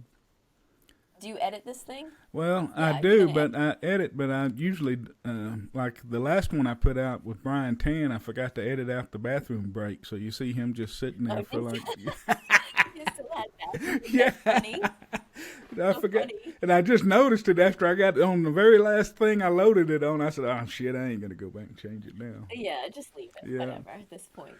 So So for 10 years we collected bras, and in October of 2019 we hooked all the bras together, and it was one of the largest undertakings of my life, because to hook 196,000 bras together outside in the elements. We had rain, we had cold weather, we had hot weather. I got a windburn, I got a sunburn. you hurt your toe. You Somebody, did something with your oh toe. yeah, somebody ripped my toenail off. One of the volunteers, like, because my feet swelled up so huge from walking. I mean, imagine we hooked the bras together, and then we had to ring them around this giant field. And the amount of walking that I did, both my feet swelled huge, so I couldn't even fit them in my shoes. So I had to wear flip flops. And one of the volunteers and I, we came face to face, and she kicked my toenail off my big toe. So I had blood squirting out of my toe. It was just absolutely And crazy. this And is there was a point October where, in Rhode Island, so yes, it's cold. cold, raining, hot. Um, it was something else. And Guinness World Records, it's not like they just say, oh, good, you broke the record. No, you have to verify every single thing. So I had to have judges. I had to have two sets of judges, and the judges have to be upstanding people in your community. You can't just ask anybody to be a judge. So I had to have state reps, the mayor, police chief, fire chief. I had to ask people to be judges. Every judge had to have a record keeper by their side. We had a camera set up in front of the judges, where the every single bra had to be videotaped. It had to go by the judges. The judges all had to have clickers, click, click, click, click, click, watching the bras go by. And judges could only have 4-hour shifts because they get tired, right? So a judge would sit down at the table, and people would start walking bras by them. Click, click, click, click, click. And it was monumental. And before every shift, I had to take a picture of the clicker. And at the end of every shift, I had to take a picture of the clicker after. and the judges had to send the pictures to Guinness. I had a designated judge who was with me through the whole thing, who at the end came to Rhode Island to look at the chain and inspect the chain, watch the videos, um, look at all the logs. Every section of bras had to be measured. So I had people counting bras, hooking bras, measuring bras, walking bras by the judges, putting bras into the main chain. I mean, it was an unbelievable undertaking. Sometimes I had 150 volunteers there, managing volunteers. Sometimes I had 12. And people were coming, people were going. I mean, the news was showing up. I mean, it was absolutely the craziest thing I've ever done in my life. It really, really was. And in the 10 years leading up to, the grand crescendo of making the chain, when I was going to meet my wrestling heroes and all different celebrities, actually, I collected celebrity bras. So I have over 400 bras that were autographed by so many different celebrities, not just wrestlers, but Elvira, Pee Wee Herman, Walking Dead cast members, Meatloaf, Alice Cooper, Dee Schneider from Twisted Sister. I mean, just about every genre. Star Wars characters, Star Trek characters, animators, voice actors, TV shows, the cast of Grease, Richard Dreyfuss. I mean, it's unbelievable the amount of celebrities that autographed bras for me. It was absolutely fantastic to have those experiences, to be able to say to people, I'm gonna break a world record, so will you sign this bra for our chain? And they'd go, oh my God, yes, absolutely, that's so cool. My aunt had breast cancer, my mom had breast cancer. So many people that were celebrities were so excited. And not only did women give us their bras, Vance, we had people write tributes on the bras. We'd get a box of bras in the mail, and it would be, Mom, I miss you so much. Grandma, I love you. Like just some women would write, I won't need these bras anymore. Full mastectomy, 2017. I mean, so the bras themselves, I mean, it's kind of like a goofy thing, hooking bras together.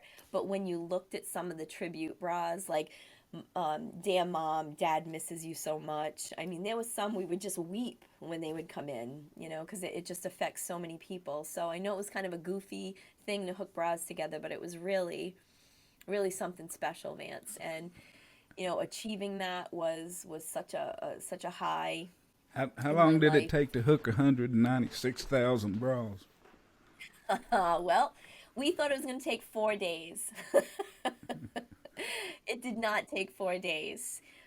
We started on October 4th, and we thought it was going to go through the weekend, and it ended up being October 16th. So 12 I was days. up on that field. Vance, I was up on that field from like 8 in the morning until 8, 9 o'clock at night. We did it until the sun went down. And, you know, it was just such a monumental task because we had people hooking. And you know what was cool too, Vance? Like one of my favorite parts was that members of the community came to help. We had buses from the senior citizen center coming, so all these old folks were coming and talking about working in the mills and piecework. And my Pepe was there hooking bras, talking to all the old folks. We had high school students who came from the high school, so now you get high school students and the elderly sitting across tables from each other hooking bras. No one was on their phone.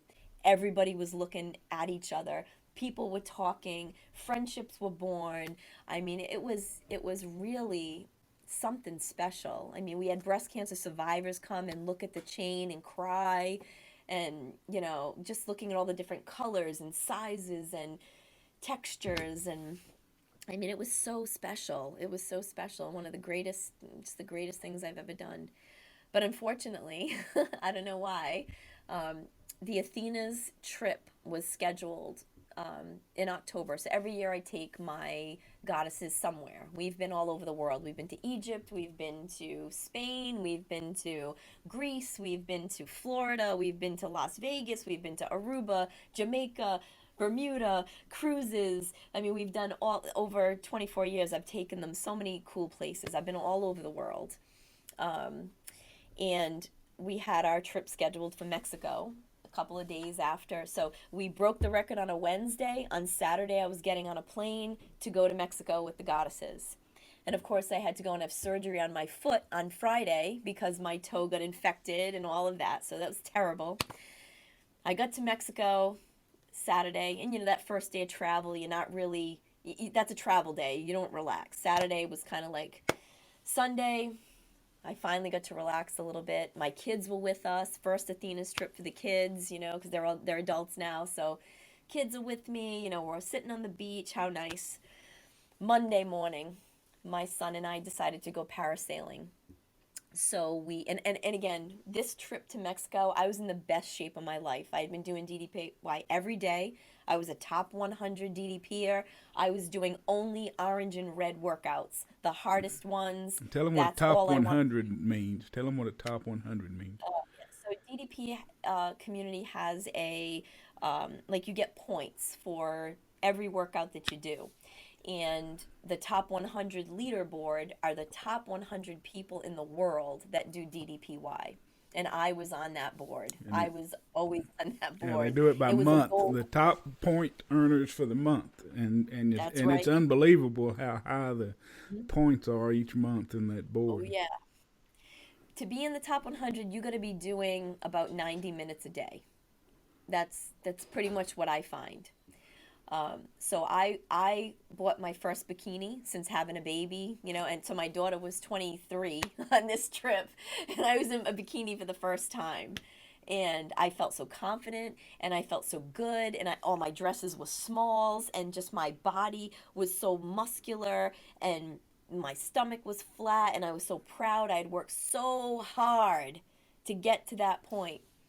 And we went on the jet ski to get to the boat to parasail, and the jet ski driver, so he was driving, my son was in the middle, and I was on the end, and I was holding on to my son, and the jet ski guy started jumping the waves, and then the jet ski came straight out of the water like this, and I lost my grip on my son, and I tried to hold on because he was slippery. I mean, like the water's spraying you, and like you're slippery, and my body flew up in the air, and when the jet ski came down, my body crashed on the jet ski, and I broke my spine. So I didn't know. I just knew I was really hurt. I didn't know what was wrong. And I managed to hold on with one arm, but I lost my breath, and I was in shock and going like holding on. And when we got to the boat, um, the guy stayed on the jet ski, and they pulled my son up onto the boat, and nobody knew that I had broken my spine. And the captain, like, I kind of fell forward, and the captain just grabbed me by the arm and pulled me onto the boat. And I'll never forget it because I looked to the side, and the boat was full, just full of people, and people drinking and partying and laughing, and I was just dizzy, and I just Gabe looked at me. He's like, "Mom, what's the matter?" And I'm like, I couldn't even speak because I didn't realize in the moment that I also, in addition to breaking my spine, had pleural effusion. My lungs were filling with fluid, so I couldn't catch my breath. So it was about 10 treacherous minutes on this boat where the captain finally, like, and again, there's a language barrier. And the captain finally looked at me and really could tell that something was really wrong with me because my eyes were rolling in the back of my head, and I just, I was messed up. And so when the jet ski guy came to put more people on the boat and take the next couple back who were up flying in the parasailing, he put me on the back of the boat, on the back of the jet ski guy. So now I had to hold on somehow with a broken back to the jet ski guy, and I was just in excruciating pain. Like, it was like white lights. Like, like everything I looked at just had white lights all around it. And then he took me, the jet ski pulled onto the beach, and he picked me up and stood me up and unclipped my thing, took it off, and got on his jet ski and drove away. So now I'm standing on the beach, and I turned and I looked up the beach to where all of our stuff was, and it was just like tunnel vision, like, how am I going to get there? And I was trying so hard not to fall down. So I just started like taking steps like an elderly person, like these little tiny steps up the beach. And I finally got to our spot where all our stuff was because Gabe stayed on the boat. I don't know why. I just said stay here, you know. And I just collapsed into this chair. And there was nobody around. All the goddesses that were sitting with us, no one was there. And then and I was passing out, and I heard a voice, and I just looked over, and I was like, help. And one of the goddesses came, Jen, are you all right? Oh my God, what's the matter? And I'm like, I'm hurt. So she ran and found Kurt, who was down the other end of the beach with my camera, waiting to take a picture of me up in the air. So so he came back, and he's like, what's the matter? And I'm like, I'm hurt, I'm hurt. I could barely speak. I'm hurt, I'm hurt. So he stood me up, and he walked me back to the room, like, like kind of dragging me, and laid me down in the bed. And someone went and got our travel agent, who came into the room and said, Jen, you can't go to the hospital. If you leave here and go to the hospital, they will charge you whatever they want. Your health insurance isn't valid down here. They will not let you leave until you pay your hospital bill, and it will be thousands and thousands of dollars. So I just laid there going with tears just pouring down my face. And they brought in the doctor, like the doctor from the resort, who said, you need to go to the hospital. And I said, no. I actually refused because, and again, I was so confused and so, just in so much excruciating pain. And then I just looked at Kurt, and I said to him, my streak, my streak. And I was just crying, and I'm like, what? My streak, my streak. And I just laid there crying because that was the first thing, my DDPY streak. Like I knew in that moment my life was totally altered. So a couple of hours later, I said to Kurt, bring my iPad over here. And I said, hook it up for me. And I reached down, and I found the BedFlex workouts, and I laid there, and wow, is it humbling to go from someone doing red workouts and one of the top 100 people and a kick-ass person to someone barely being able to lift up their arm and hold it up and drop it, pick up their leg and drop it. And I just had tears just pouring down my face. And I was stuck there in Mexico until we were to go home. So my friends went into town, my goddesses went into town, they got me tons of pain pills because in Mexico you can just go buy pain pills over the counter, and I didn't even care. I just took whatever they brought me, and to the point where I was just drooling, laying in the bed drooling. Kurt would try to take me to dinner, and I would be like walking, lurching forward, like totally drugged, and get to the restaurant and just be sitting there drooling because I was on so many medications. But every day I did BedFlex. And I got home, and my doctor saw me right away and sent me for x-rays, and I had a fractured spine. And the orthopedic who saw me after that said, you're so lucky that you do DDP yoga, because I told, I had said, I was crying in his office, like, I'm not going to be able to do my yoga, and he was like, okay, okay. And he said, but I can tell you this, your yoga saved you from being paralyzed, because if you would have hit with just a little bit more force, you would have really damaged your spine to the point where you would have been paralyzed. So I look at DDP yoga now as something that saved my life and also rehabilitated me. When I went blind, it rehabilitated me, and then with a broken spine, it rehabilitated me because I laid in the bed and did BedFlex for weeks and weeks in like terrible pain, and then graduated to the chair when the orthopedic said, okay, your fracture's healing, you can sit in the chair. And then to finally, on New Year's Eve that year of 2019 turning into 2020, was my 1000th day of yoga, of DDP yoga. And my friends all came over, and I did the very basic, here I was, badass. I only do red and orange. I only, I do an hour, I do an hour and a half, and I was doing energy on my 1000th day. Like, whoever would have saw that happening. So Vance, I broke a world record and broke my back in the same week. All in the same week. Yeah, that's a T-shirt too.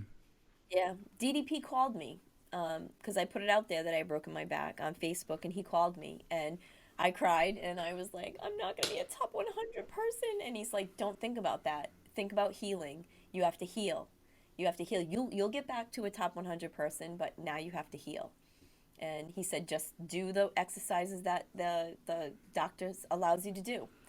And so I'm very grateful that Bedflex exists because for somebody who's injured, so talk about humbling, you know? I mean, to go from the top to the bottom, you know, and suddenly you're like 3,000th place from top 100, it's humbling. Well, Um, tell them what Bedflex is and yeah, chair yeah. warrior. Yeah, Bedflex is a workout that you can do laying in bed for those who are injured and obese to the point where they can't get out of bed. This is the workout that DDP has created for those people, and I'm so grateful for it because literally, I mean, it's picking your arms up and holding them up and then dropping them, picking your feet up, picking your leg out, extending it, dropping it.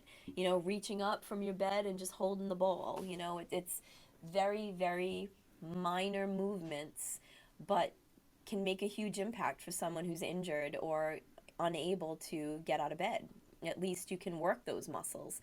And then chair warrior is when you graduate from the bed to the chair, where you can sit in a chair and lift your leg, hold it out there, drop it. Lift it, hold it out there, flex it, drop it. Reach out and grab the ball, and now you're sitting, so it's more manageable again for people with mobility issues. And I became one of those people. And the idea that it was there for me was like it saved me, you know, it rehabilitated me for sure. I mean, I never went to PT.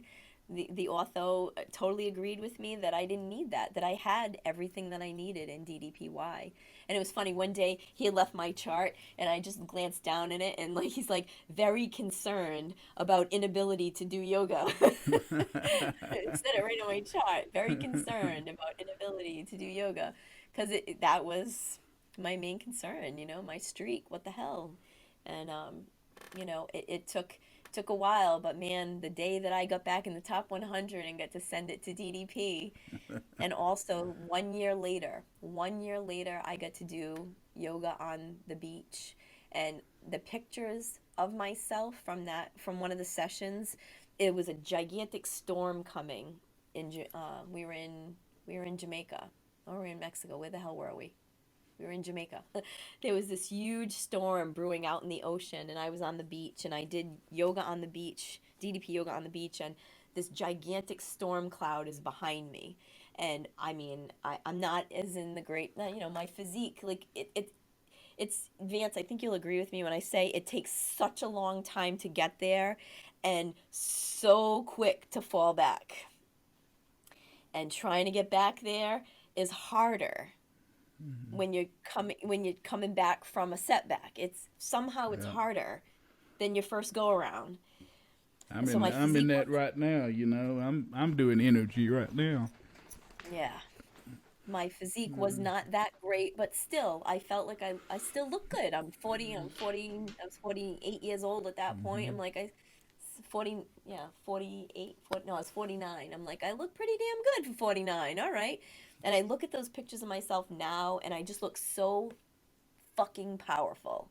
I look so powerful in those pictures because it's 1 year later. Like to come back from an injury like that and be doing wrap and burn on a beach, and just the symbolism of the storm being behind me. You know what I mean? Like I felt like the storm's back there, you know? So and then it became all about becoming an instructor. You know, we talked about that, you know, when we were at the summit. Like, we want to be instructors, we're going to do Yeah. this. And you know, obviously breaking my back it took a huge back seat, and I had to say, listen, there's no way I can do this. But in July of 2021, on my 50th birthday, I said, this is it, I'm going to devote every day to becoming an instructor. And that's exactly what I've done. And so here we are. And I have been teaching classes 7 days a week to get my training hours in. And I've got people coming back to me over and over and over again saying, "Oh my gosh, Jen, like I crave your workout. Like I crave it. I need it." And that makes me feel so good. And my friend Erica, who said to me the first workout, she's like, "You're a freak. You're a freak that you can do all these positions. I'll never get there." And when she Hmm. first got her forearm to the floor after about 2 months of working out with me, Hmm. she got her forearm on the floor in squat, drop, and lower. She's like, Hmm. "I did it! I did it!" I'm like, "Yes, you did!" And when we did a workout together today, and she held herself in plank for the first time, and that's so rewarding to be able to share everything that I've learned with DDPY with other people. You know, I'm very grateful for that. So I'm getting ready to test in March, Vance. Well, I know you're gonna kick its ass like you do everything else. I'm gonna shut Yeah, that blind. Travis, my mentor, he watched me do a class last Saturday, and he was like, "Jen, you're almost like," he's like, "I have very minor things to correct you on, but you're like perfect. You're perfect, and your classes are enthusiastic and energetic, and your form is flawless." And so he's telling me all this on FaceTime, and I walked over with my phone to Kurt. He was cooking dinner, and I'm like, "Listen to this," and I said, "Travis, tell Kurt." And I felt so proud because when you put in that kind of time and energy, I mean, so July, August, September, October, November, December, January, February. That's 8 months of my life, where I've been working on it every single day. And, you know, I don't know if you feel this way, Vance, but being 50, right, and trying to learn something new, it's not as easy as you think, because your Hmm. brain is different, and becoming a yoga instructor is challenging because you have to remember all the moves. You have to remember all the breathing. Your left is now your right, and your right is now your left. That's the hardest part for me is trying to remember which one to call. You know. Right, right. So there's so many pieces to it that it's daunting when you first look at it, like, oh my gosh, I have to be able to teach this thing for an hour. Oh my God, like how am I going to do that?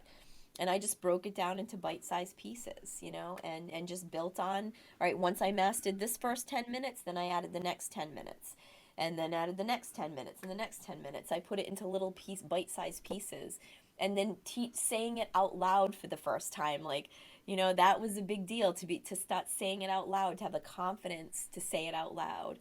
And like you said, I'm a pretty confident person, and I've spoken in front of hundreds and hundreds of people in a stadium, teaching them about sex. So how can I not be able to talk to 10 people about yoga moves? But I feel like it took me a long time, to grasp what I was doing. And again, I don't know if it's because I'm older and it's challenging at 50 to learn something new. I'm not sure, but it definitely didn't, I don't feel like it came easy, you know? Well, I know we did.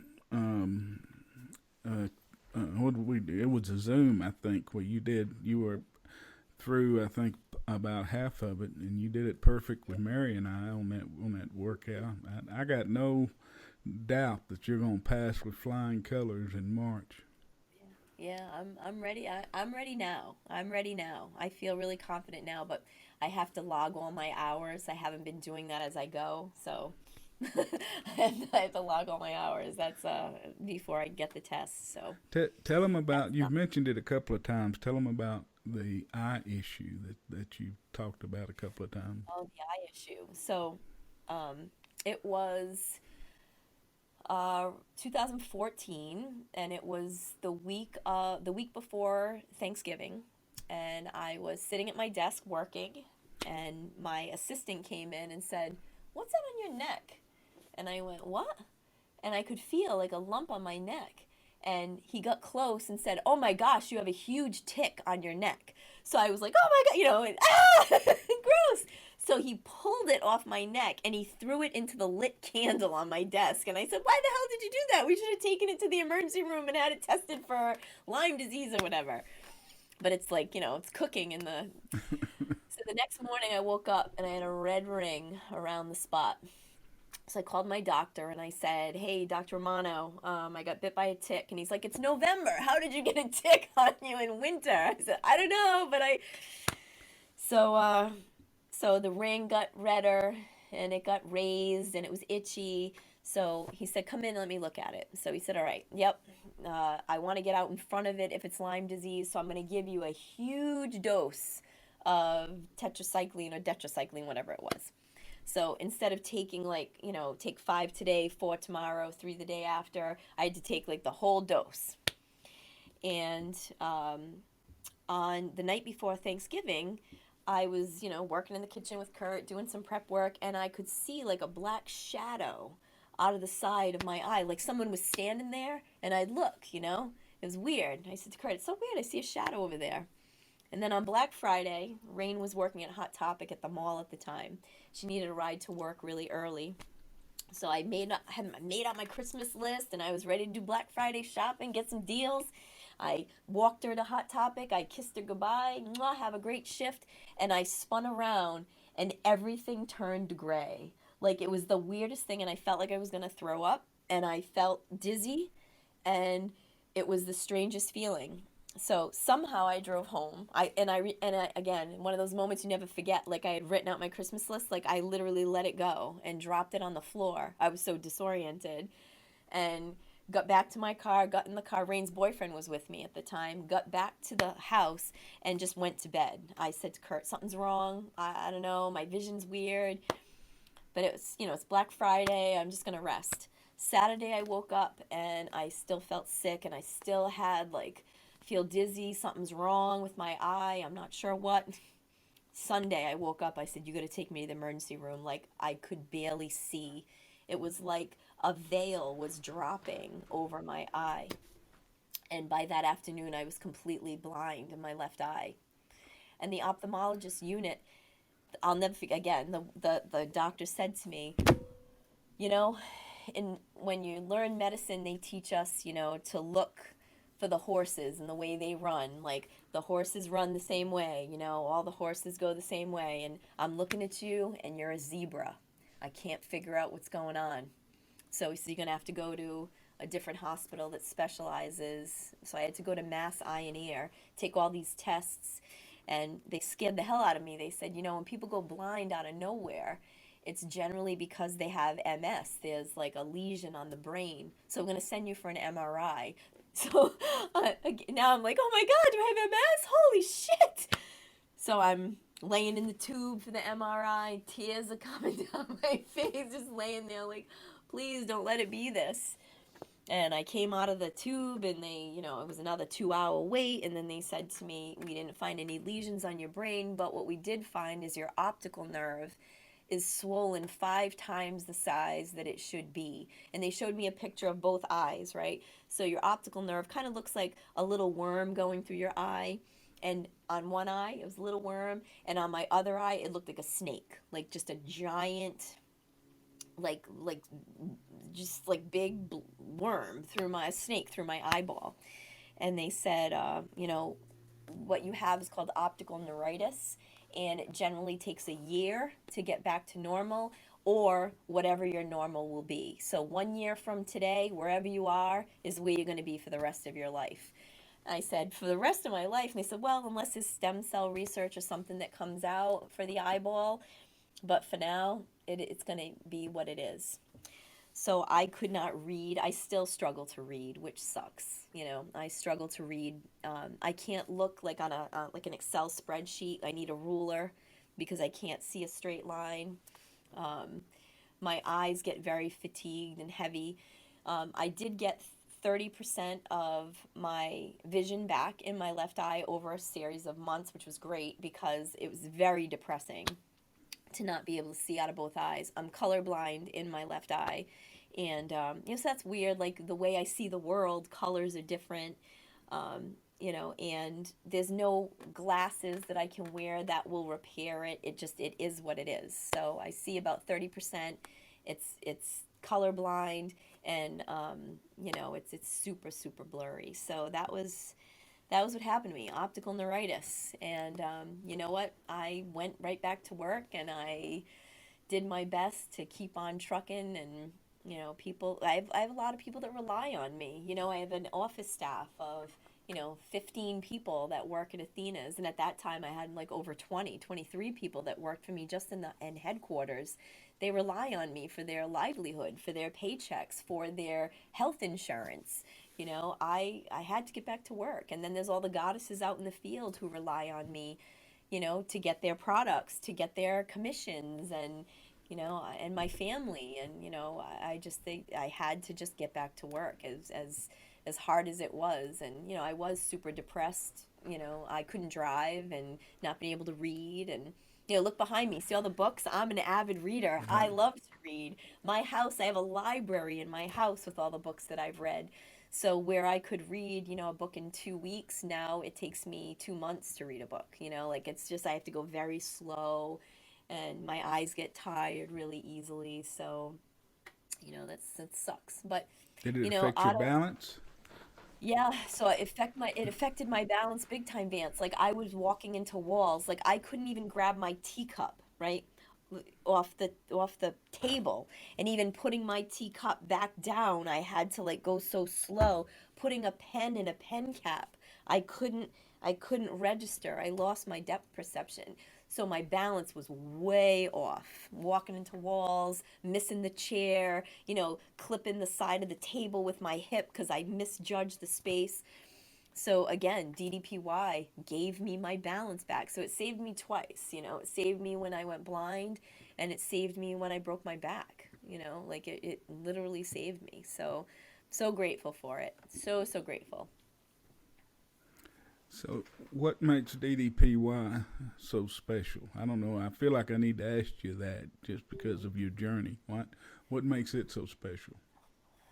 Well, what I love about it is that I can do it at home. I don't need fancy clothes. I don't need equipment. I need a yoga mat and my body, like that's it. And I just love Dallas. I love that he's a wrestler. I love wrestling, and I love the way he teaches. I love that he's not like pretentious or someone who can bend themselves like a pretzel. You can see that he's working on himself, that he's not perfect. And I love that, he's not perfect, and sometimes he calls things and he messes up and he's like, "Oh, my other left." Like he just it makes you feel that you can be imperfect and do this workout. And I also love the community that is created at DDPY, because when you go on the Facebook page, they don't tolerate any bullshit, no negativity, no shaming anyone. Because I mean, it takes a lot of balls for someone who's 600 pounds to take their shirt off and stand there, and it takes a lot of love from a community to go, "I believe in you. You got this. You're gonna do this." It's really special. So that's what makes it special to me, that I can do it anywhere at any time in my home. And I love Dallas. I love the way that he teaches, and it's really special for me to be part of the community. And how, if they want to see it on Facebook, how do they get to become part of the community on Facebook? Oh, all you have to do is go to DDP Yoga, I think is what it's called. It's not DDPY, it's DDP Yoga on Facebook, and there's a group, and you can just join, It's all and you one get to word. see, yeah, DDPY and yoga, and you get to see these people just, really, really be vulnerable. Men, women, all different ages, shapes, sizes. For me, I was never obese. I was out of shape, chunky. I went from a size 12 to a size 4, when I was at my leanest. Um, but there are people who they transform and look like completely different people. Vance, like you look like a completely different person than that first Hmm. video. You look at some of the people and you're like, wow, wow, Justin Dobbins, holy Hmm. moly, look at that man. I mean, he looks like a completely different person. And Yeah. and that's cool to be around people who are on that path, to be inspired by them, to cheer them on, to, be there through the ups and downs. Because it's not, I mean, it's not all roses and happiness, like we all go through things in our lives that derail us, that, you know, whether it's mental or physical. I think that the pandemic has really taken a toll on a lot of people in their mental health. And it's like a fork in the road. Like, so here's COVID. Either you can be like, I'm going to really be focused on my health, and I'm going to work out, and I'm going to get on the mat, and I'm really going to, focus on my body, or I'm going to eat my way through, my chocolate and my ice Mhm. cream, and, I'm going to bury myself in Ben and Jerry's, because that's where I go when I'm depressed. I stand there with a Ben and Jerry's. I pull the top off and I just eat it with the spoon. I don't even put it in a bowl. And I don't even sit. Like, it's Now almost wait a like minute. Is Ben and self-abuse. Jerry's up there by y'all somewhere? Where is Ben and Jerry's? Burlington, Vermont. It's about 2 hours from, or 2.5 hours from here. Yeah, and So you get fresh ice cream, yeah. it's actually on my dream board, Vance. Look at this. All right. Let's see. Oh wait, my other dream board's at home. So I I have know. I I know you do dream boards every year. every You year. Look, post so it. this is my DDP. So this is 4 years of DDP. Do it 1 hour a day, 1,500 consecutive day streak. Become certified. So look, I wanted a belly that looked like that. Oh On man. this side, I got, this is a different year. You know, Happy me, 129 pounds, heal, celebrate 3 years of DDP yoga, become an L1 instructor. It's been on there a while. Visit the PC in Atlanta. That All was right. big. That was when I met, I got to meet you at the PC in Atlanta, you know. Flip it back around. What's that up in the top? Sex So and up here, joy or something? What is it? No, no, on the other side. these are all the states that I've done DDPY in: Hawaii, Texas, South Dakota, Louisiana, Georgia, Florida, Pennsylvania, New York, Where did you do it Maine. in Texas? I did it in Texas with DDP at a workshop that he did in Texas. Where at Houston? Dallas? It was WrestleMania. It was Dallas. He did it at a high school gym on the outside. That must have been before I knew you, I guess. Yeah. Yep, definitely before you knew me. Love Right. and sex. What is that? Love What's and that? sex. Well, so every year I put me and Curtis in the corner, right? So Yeah. I always want to, like, I have anchors like happy marriage, happy family, so love and sex, orgasms, happy Ah, marriage. That's important to me, to have it. very I cool. try to make my dream board have, things that are important to me, and my marriage is an anchor. I want to have Friends? great sex. Yep, my friends are over here. Yep. My friends, be there with my friends, make memories, Very cool. yep. So look at that awesome DDPY wheel. Look at that. Woo! That's a great wheel. Yeah. Yeah, one of my dream boards, I wanted to, which one is it? I wanted to do, where is that one? I You wanted to keep do, all your dream boards. That's cool. oh yeah, I keep every single year. And I know Yeah, you journal. You keep all your journals. yep. Do your I wanted, gratitude journal. yeah, there's DDP. He's been in the center for a long time, right? Well, And that's just when you. I wanted to break the Guinness World Record. Oh, yep. How many miles was that bra? I meant to ask you. Um, how many miles? There's 196,000 bras and 95 mile. Wait, was it 100? Oh my gosh, I can't remember. Like 104 miles, or was it 95 miles? I can't even remember right now. Holy moly, that's terrible. What'd you do with all of those bras? Well, I wanted to donate all the bras, but unfortunately, is my wrap and burn here? It's not.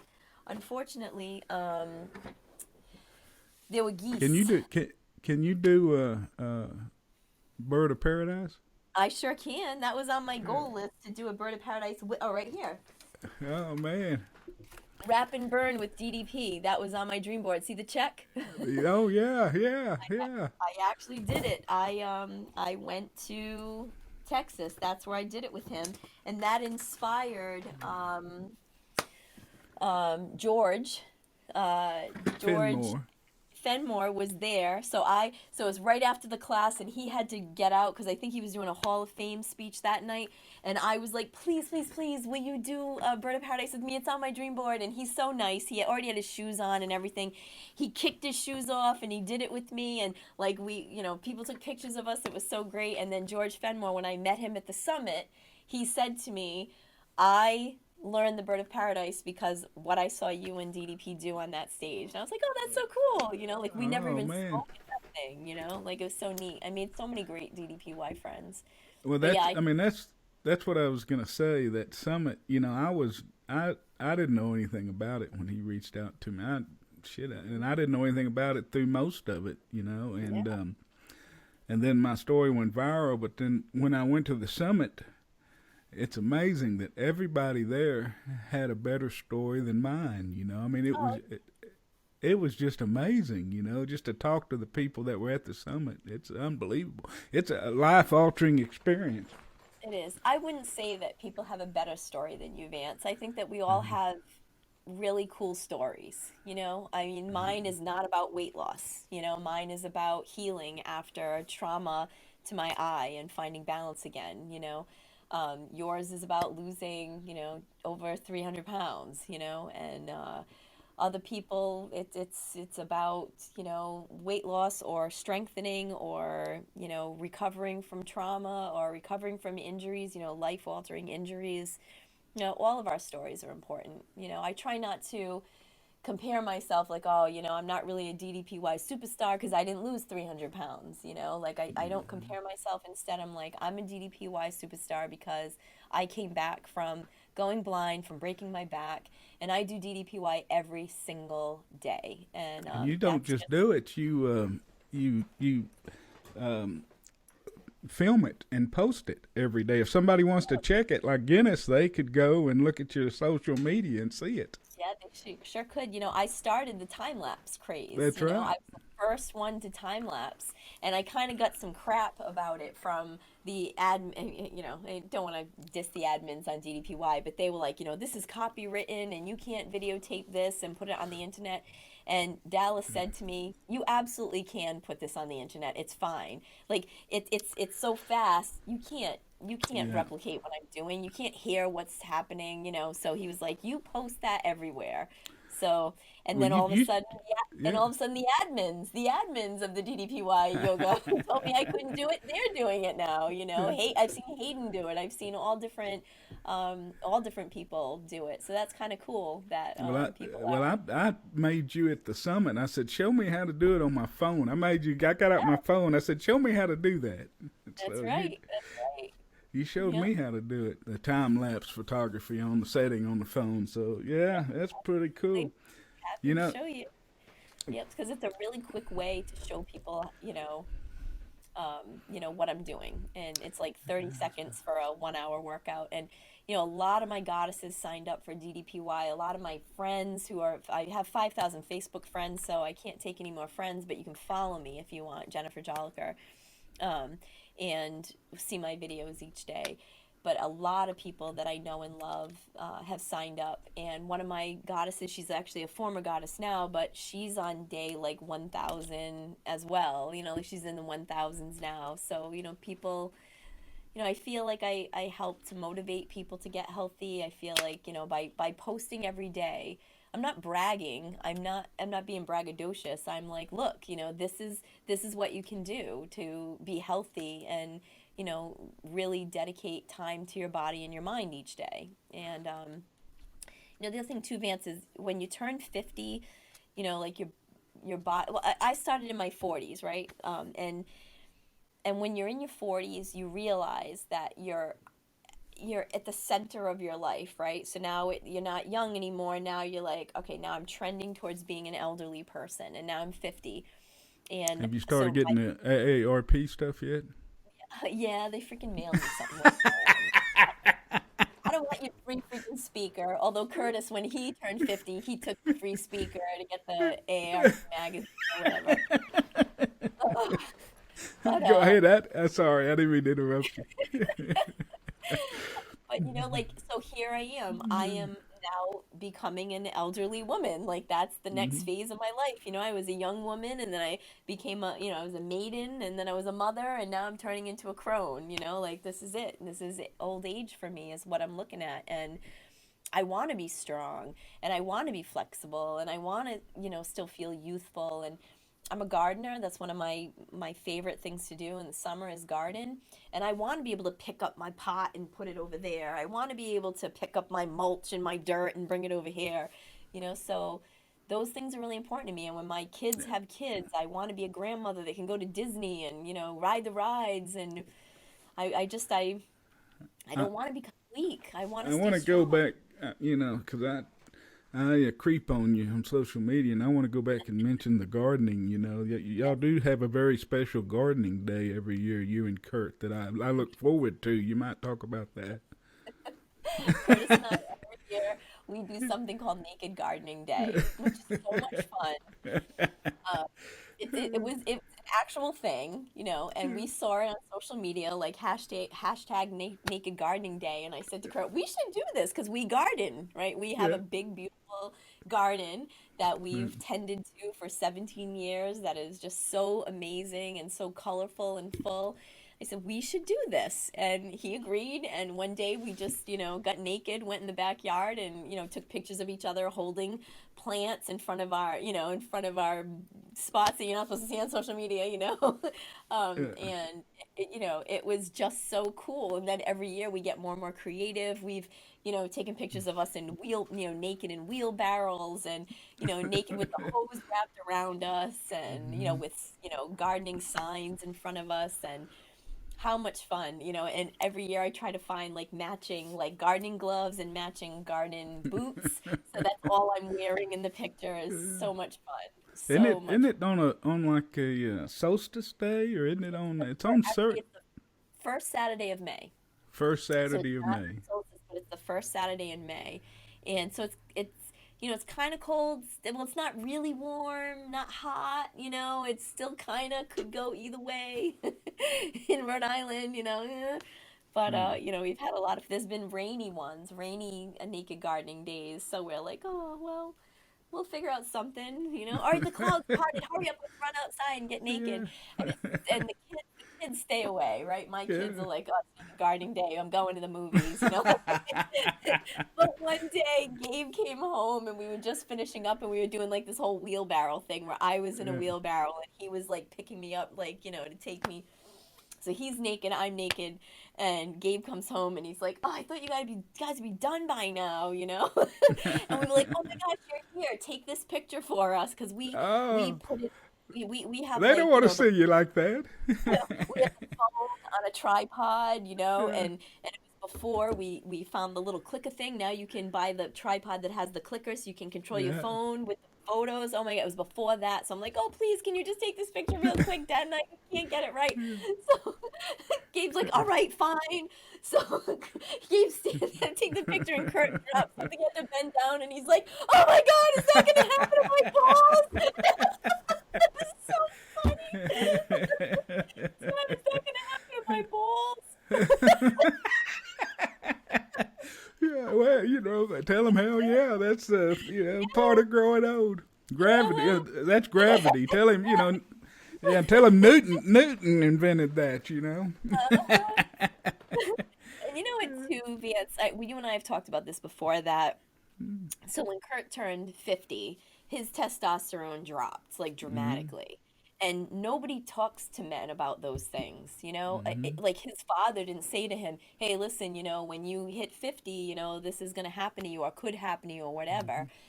So again, the stigma of men with erectile dysfunction because their testosterone drops, that's something that couples need to be able to talk to as well, talk to each other about, because as a woman, I started to feel so here I'm in the best shape of my life, and Yeah, I'm like, don't you still want me? Like, and he's like, it's not that. I don't know. Like, until he yeah. went and got tested and, figure out what's going on, but as a couple, that's definitely something that you face when you're older. And why not talk to your kids about that? Why Mm-hmm. not explain to them, like, this is coming, My mom and I have talked about menopause, right? Like, I haven't gone through menopause yet, but my mom told me about hers. And she said, "I'm so glad I can tell you about mine because my mother never told me a word. I didn't even know about this or anything about it. So it's really important, like, that you talk to each other about these things Sure. that go on, in life. I really think it's important. Did, So did Kurt get Kurt's on the testosterone? Did that? I mean, no, he did not. He actually, his blood was very thick, and he had to go for like extractions of blood, to lower the thickness in his blood. So he had like other issues going on, but he's all good now. He's got some pills when he needs them. Sometimes he doesn't need them, And Yeah, you that's know, one thing they can fix. yeah, and penis rings are fantastic for that too. Like, so if it's a matter of getting erections but losing them, if you wear a penis ring around the bottom of base of the penis once you're erect, it will help trap all that blood in the shaft so it stays there and you stay harder. So that's a really cool thing. So we that's another toy that we sell, you know. We have some that Really? vibrate. Now wait a minute, That's wait a minute. I don't know about these penis ring things. So do you yeah. put it on before you're fully erect? I would imagine, and Nope, you then put it on when you're erect. Because if you put it on when you're soft, you stay soft, right? You want to it trap holds all it the out. blood in the shaft, right? So Uh, you stretch it over your erection and bring it to the base, oh, and it's then you can have stretchy. It's stretchy. I was yeah, I was oh, I was yeah, yeah. picturing something hard. No, no, no, no, no, no. It's gonna have stretch to I stretch on got over, you. Okay, I'm and with you're you gonna now. I'm on so board. it's kind of like like think of an elastic band, but safe. You know, like you would never want to put an elastic band on your penis. So this is safe. It's Yeah. designed for the purpose of I, maintaining an erection. I assume it comes in all sizes. You know. I Yep, mean, different sizes, different colors, different materials, different textures, vibrating, non-vibrating. You know, definitely. We have like a whole line of those, which is pretty cool. But yeah, Curtis and I actually taught a class to the goddesses on ED rather than, and I said, Kurt, you know, I've taught people, I've talked about sex to these people throughout all my 20s, my 30s, my 40s, and now I'm 50, and your life just changes. You know, at motherhood, I did a whole thing on sex and motherhood, sex while you're pregnant, sex after you have a baby, sex when you have kids and still keeping the flame alive when you're you have little kids and trying to find the time to have sex and keep your marriage strong, because a lot of times I see people, their marriages fall apart because the husband feels neglected because the wife is always paying attention to the kids and doesn't want to have sex anymore because she's too tired. So I was always trying to give tips because I was able to maneuver these things because sex was always a priority in my life. You know, just as much as being a good mom, sex was up there, you know, top three things, you know? So to be able to teach people now about being older and the effects of ED on your relationship, and talking about it, and some men, I actually did a survey, Vance, where I sent it out. If you have an ED story, will you please send it to me? As women, send me a story. And the stories I got were like so sad about husbands who just wouldn't talk about it with their wives, divorces and anger and abuse and all these horrible things about men who just were so angry about it happening to them that instead of getting treatment, because they were ashamed or embarrassed, they just stayed that way for years. And that drove a wedge between, their relationship with their wives. And I mean, just, it doesn't have to be like that. It doesn't have to be like that. But again, if you don't know what you don't know. So if nobody ever told you this was going to happen to you, and you're embarrassed to talk about sex with your doctor and with your partner, and you just stay in like this negative space, and angry, and oh, it's just so sad. Some men take that out on their wives, and just I got so many sad stories about ED, and and about women feeling like it was their fault, because they got older, like is it because I now have wrinkles? Is it because I now have gray hair? Is it because, I'm not as fit as I was when I was young? So now the woman is starting to take on all this responsibility, feeling like it's her fault when it has nothing to do with her. Like if he has thick blood and that's causing a blood flow problem to his penis, that's not her fault, Like Yeah. just go to the freaking doctor, have it checked out, and if you need pills, if you need bloodletting, if you need a cock ring, just do it, fix it, It's all like you take care of it, you Yeah. know. So Well, we need like a that whole that's talk. one of the thing that drew me to you was your unashamed, Yeah. positive conversation attitude. I just kept wanting to pick your brain. To see someone Yeah. who is so confident and willing to talk about these matters. I just kept wanting to ask more questions. Somebody's gotta be a champion for great sex. Someone's gotta be there for others who don't feel that, they can talk about it. And I don't know. I I wanted to break whatever cycle happened in my family where women didn't talk about sex, didn't, didn't have sex, didn't enjoy sex. I mean, what the hell is that about? That's just Yeah, so unfulfilling. and some of it's trauma driven too. I mean, Absolutely. I from meet a lot of other women issues. who have been sexually abused, sexually assaulted, and it's a long journey back to taking control of your sexuality, especially if you were molested as a child, which has happened. It happens to more women than you can possibly imagine, by family members, by people they trust and they love. So trust becomes a huge issue for those women, and they feel completely traumatized. They hate their body parts. There's a lot of very, very horrible side effects to being sexually assaulted. And and I got to tell you, it's a beautiful thing when you can coach someone to enjoy sex again, to reclaim their sexuality, to take control of their bodies again. That's a really big thing to do for somebody. I mean, really rewarding thing to do for somebody. Now I'm gonna brag on you again. Usually when I picture someone in the sex industry, I kind of picture somebody from like the movie Boogie Nights or something. Kind of a. Yes. But now, tell them what that is hanging on your wall back there. What? Oh, which one? My key to the city? Yes. Yeah, so um, when I started Athena's, my hometown, they freaked out. I mean, it was a completely different time. I mean, in the early 90s, sex was just not something talked about still.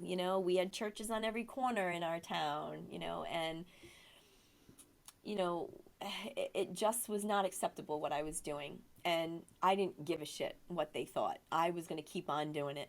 And the city tried to shut me down. They tried to say I was violating zoning laws, moral laws. I mean, there was all kinds of negative things about me that came out. I was on the front page of the newspaper. City investigates local woman. I mean, it was very difficult to gain the respect of my community.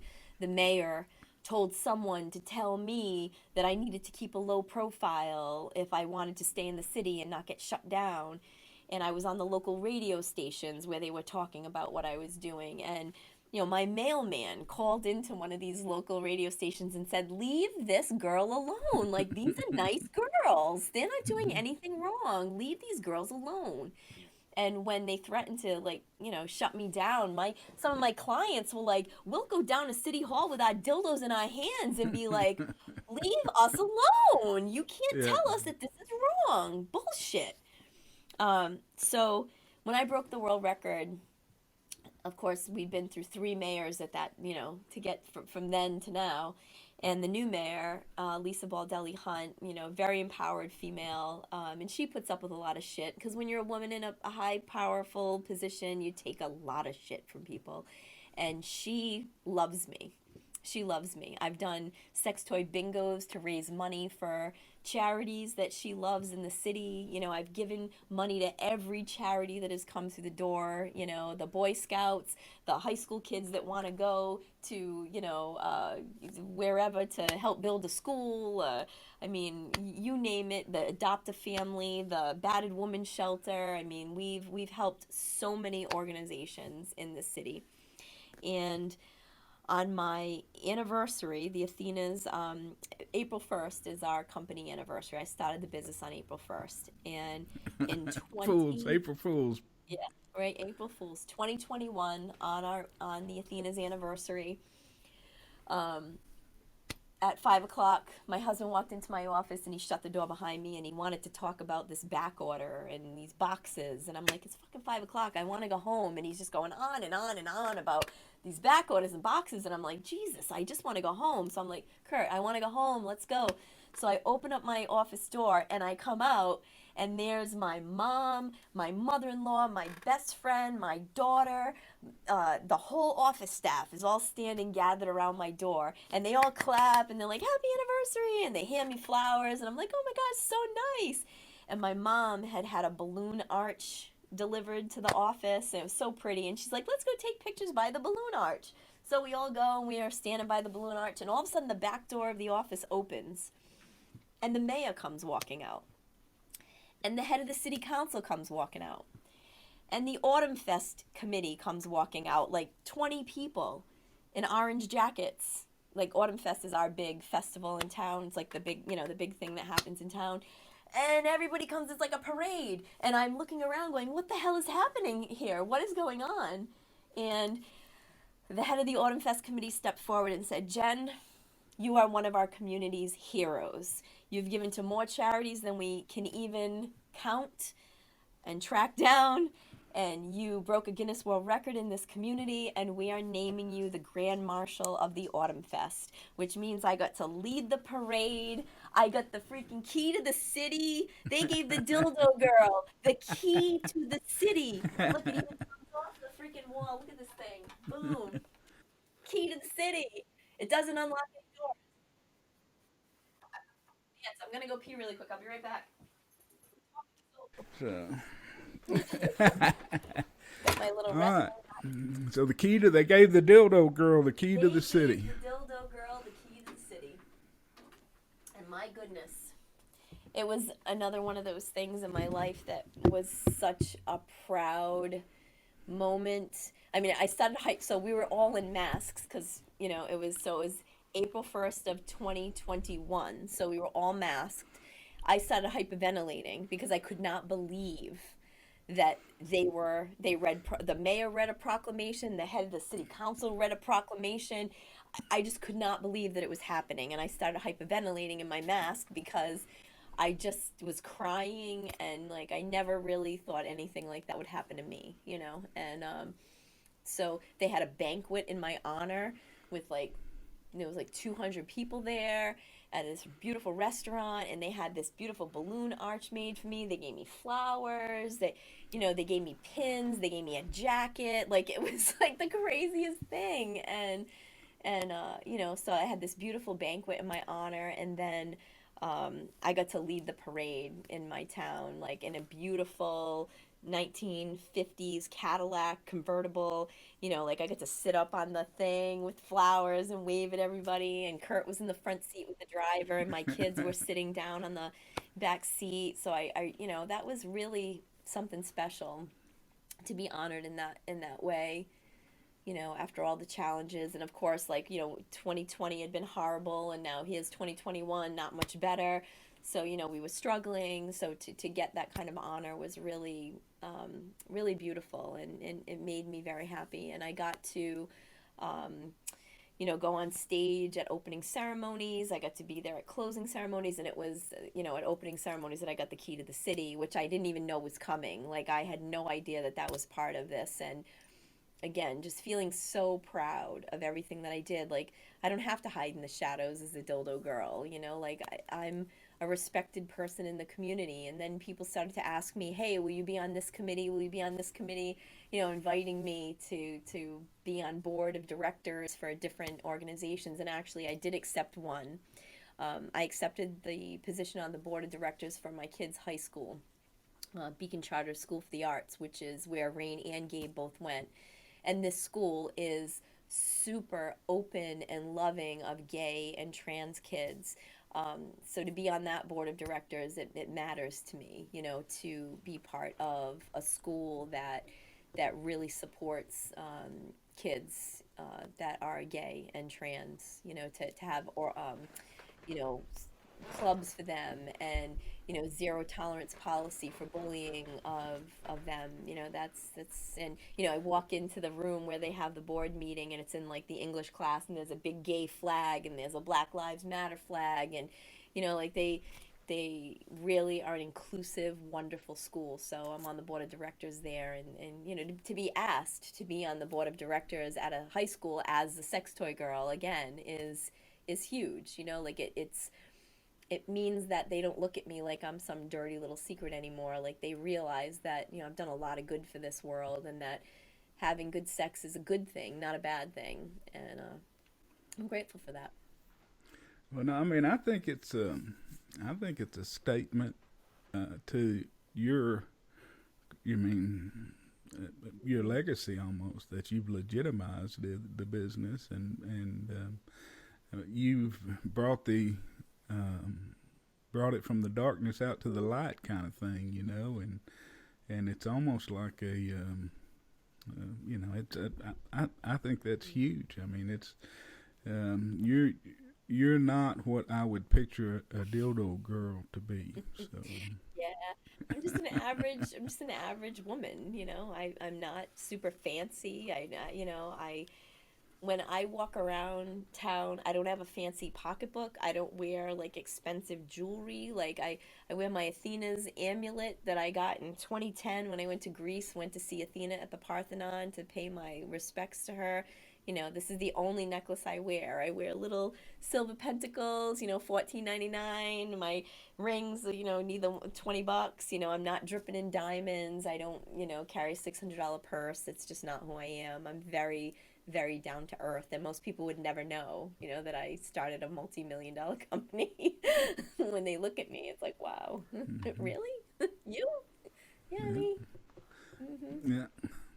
Well, that's awesome. Now, I want to highlight your um, streak. I want to, and since we've kind of stayed in touch with each other since the summit, so I know some things about your life that a normal um, interviewer may not know. So if I get too That's personal, okay. let me know.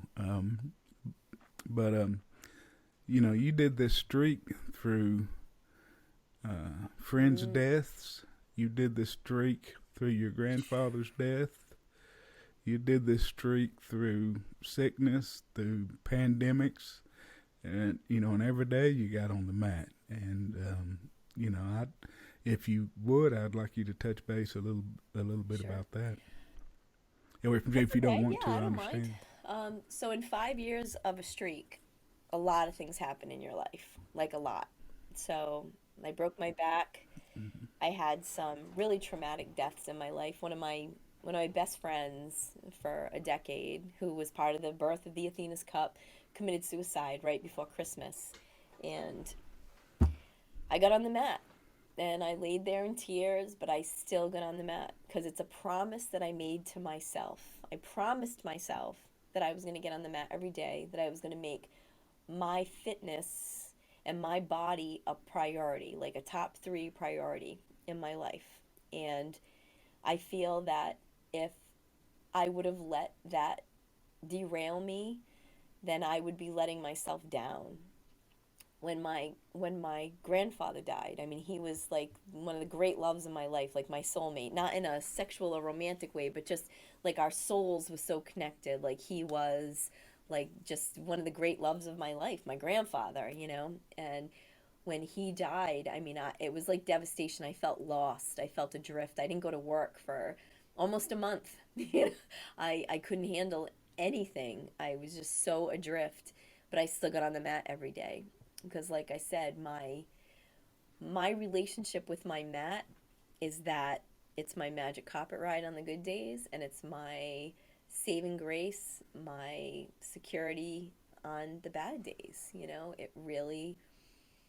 It really does everything that I need it to do. And through tragedy, through injury, um, I refuse to be derailed from my mission and my fitness goals and the promise that I made to myself.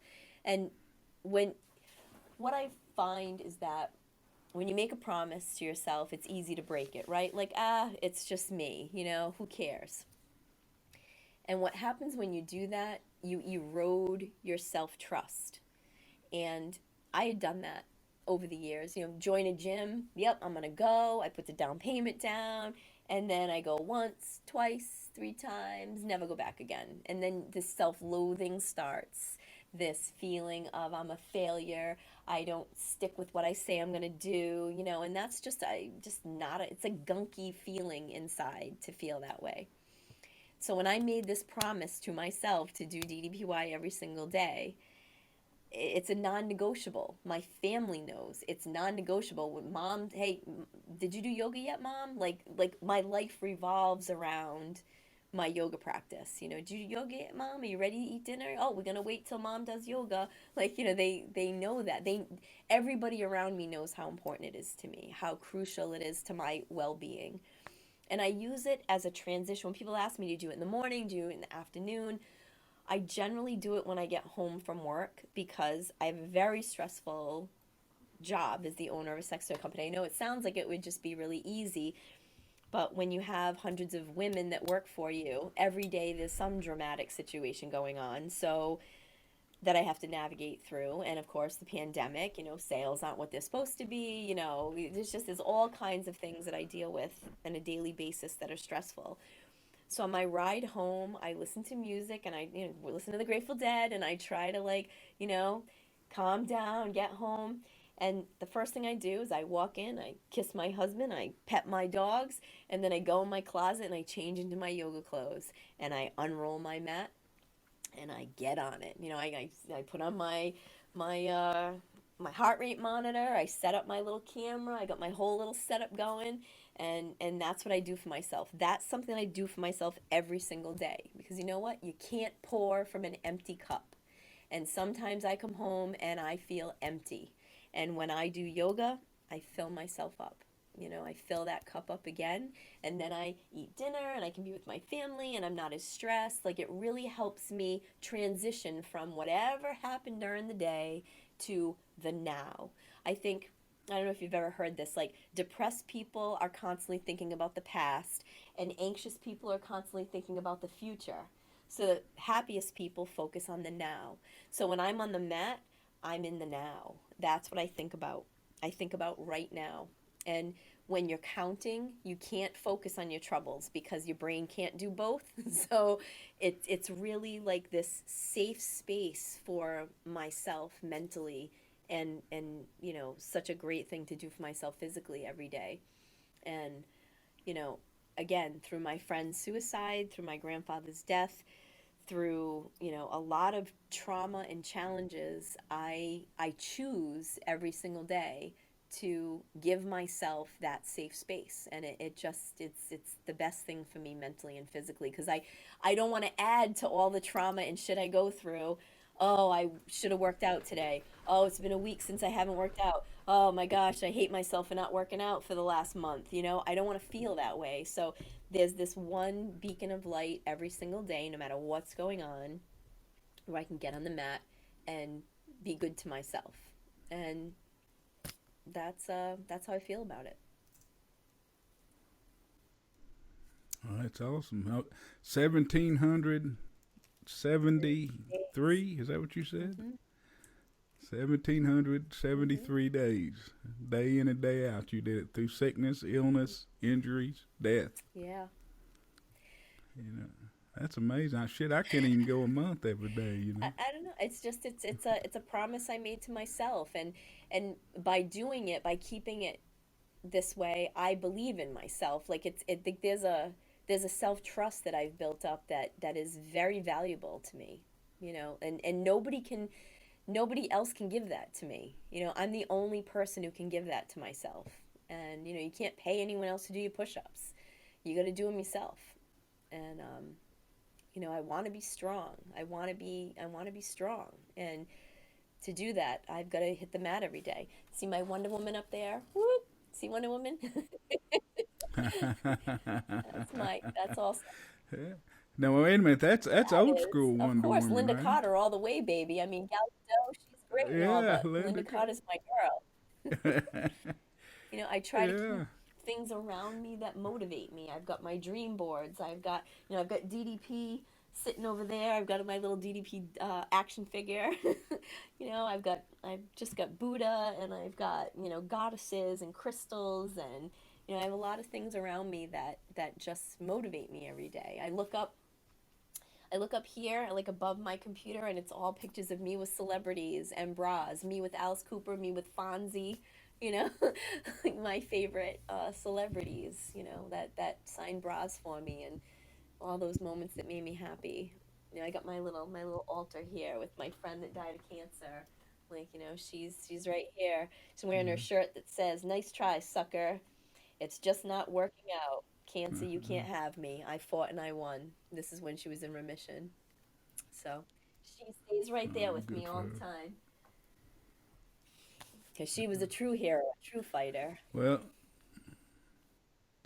well, what do you say to someone who's just starting out with DDP yoga? What do you tell them? So when I'm on the Facebook page, the DDP Yoga Facebook group, when I'm on there and I see someone who is doing it, I say, I always type the same thing: keep going, keep going, keep going, because that's the key, is to keep going, to not give up. So what I say, and I also, when someone says, "Oh, I tried to do DDP yoga and I'm stuck, I don't know what to do," my answer is generally the same: unroll your mat and get on it. Get off of Facebook, unroll your mat and get on it. That's it. There's nothing else to say. Just get on the mat. That's what I say. Just get on the mat. Now, I know there's a lot of men and women out there that have Hmm. streaks going. What do you I say say, to them? yes, you are my people. I love it. I love cheering on the streaks. John Venable, I don't know if that's saying his last name right, the first black man to have a streak to go a year. So proud of John. He's one of my Facebook friends, and I always cheer him on. He always tags me, when he hits a milestone, because he said he watched my video that DDP made of me talking about my streak, which was only at the time like, I don't know, I don't know how days, like 300 days or something small like that. And, John saw that and he decided to create a streak, and he's been going strong ever since. He hit his 1,000 days, and super proud of him. I'm so proud, so, so proud of the people that have streaks. I really am. And I feel, like Sam Alba, right? So he calls himself the streak. Um, he was doing good and then he fell off and now he's back, so for those people, I feel like, when you fall off, you must feel really bad, like, because, oh shit, my streak, but you just start a new one. That's all. Just if you stumble and fall, get back up. If you want to have a streak and something happens and get derailed, just get back up, unroll the mat, get on it. Unroll Hmm. the mat. Maybe that's your shirt. Unroll the Unroll the mat. mat. Hmm. I've got my DDPY Unstoppable 100K Club shirt on today. I actually have two of these, Vance. I have, so Is that an older? I yeah, don't this think is I an have older that one. Is one, that an right? older one? So yeah, That's I before me. actually had Yeah. put on my first DDPY shirt for this interview, right? And it's 7 years old now. It's got like a little hole in it. I was like, Kurt, it has a hole in it, and he doesn't like. This is it. Like, there's no more. It's the DDP yoga shirt. This ain't your mama's yoga. Like that is, I love that shirt, and I wanted to wear it, but I went with my Unstoppable 100K Club, which is an old one. I am so I'm at 9. How many points do I have right now, Vance? Let's look. Well, tell them how they get a shirt. Tell them how you win a shirt. Wait a minute, wait a minute. All right. So you get a shirt when you hit 100,000 points. I have two shirts because I wanted to have two. I have two shirts. I'm at 900,000 points right now, and I have two shirts. So that means I've done over 1,000,000 points. Now there was a challenge that if you got 2.5 million points, you could go to Dallas's house. I have never been to Dallas's house. I've been to the PC. I've never been to Dallas's house. So I would love, love, love to earn that. It's going to take me probably another 7 years, but I'll get there. So you get a scorecard when you're on the DDPY app. So easy to find. You just hit tracker and it'll bring up your points. So I have Uh, 916,514 points. This week I've burned 6,395 calories. I'm 75th place and I am 800% consistency. 800%. 800%. That's teaching DDPY 7 days a week. Um, but there were times when I was obsessed with my points, where because I wanted the shirt, super obsessed. I wanted the second shirt, super obsessed, and then I wanted to get the go to DDP's house thing. So but I've when I hurt myself, I had to let go of that obsession, my attachment to the points, because I knew I wasn't going to be getting points. I had to let go of my attachment to the top 100 ranks. So I think that injuring myself, breaking my back, it broke me of my attachments to those things. But I still because I had to let them go. It wasn't an option, I had to let them go. And now I look at it and I'm like, huh, I'm in the top 100. Good for you. But I'm more focused on, all right, I need to get my training hours in. I need to be a great instructor. I need, so my focus has shifted. But I am super proud of doing over 1 million points, like that's pretty cool. Well, yeah, as far as I know, George Finmore's the only one that's ever turned in enough points to go to his Really? house. Oh, good for him. Did he go? Yeah, yes, I think That's he and his cool. wife went. I think it's been a few months now. I think now I may be getting the facts wrong. It's just what I gleaned Yeah. from creeping, but I think he did go and cash that in. I think he's the Wow. only one that's ever saved up enough points to go Well, do that. I'm on my way. I'm on my way. 960,000. It'll only take like another 5 years. That's okay. Uh, well, yeah, I cut you off when I asked you what happened to the Oh, bras. You got yeah, in yeah. mid Sorry. sentence, and I The cut you off bras. for that. So my goal was to take all the bras and donate them to battered women's shelter, to take all the autograph, the bras with tributes, and make them a traveling exhibit for during breast cancer awareness month. But unfortunately, we got hit with a rainstorm, and so we did this in a big giant open field in Woonsocket, and there are geese that live up there. So the geese had pooped on the bras. They were soaking wet, and they started to smell like a really strong, funky odor was coming.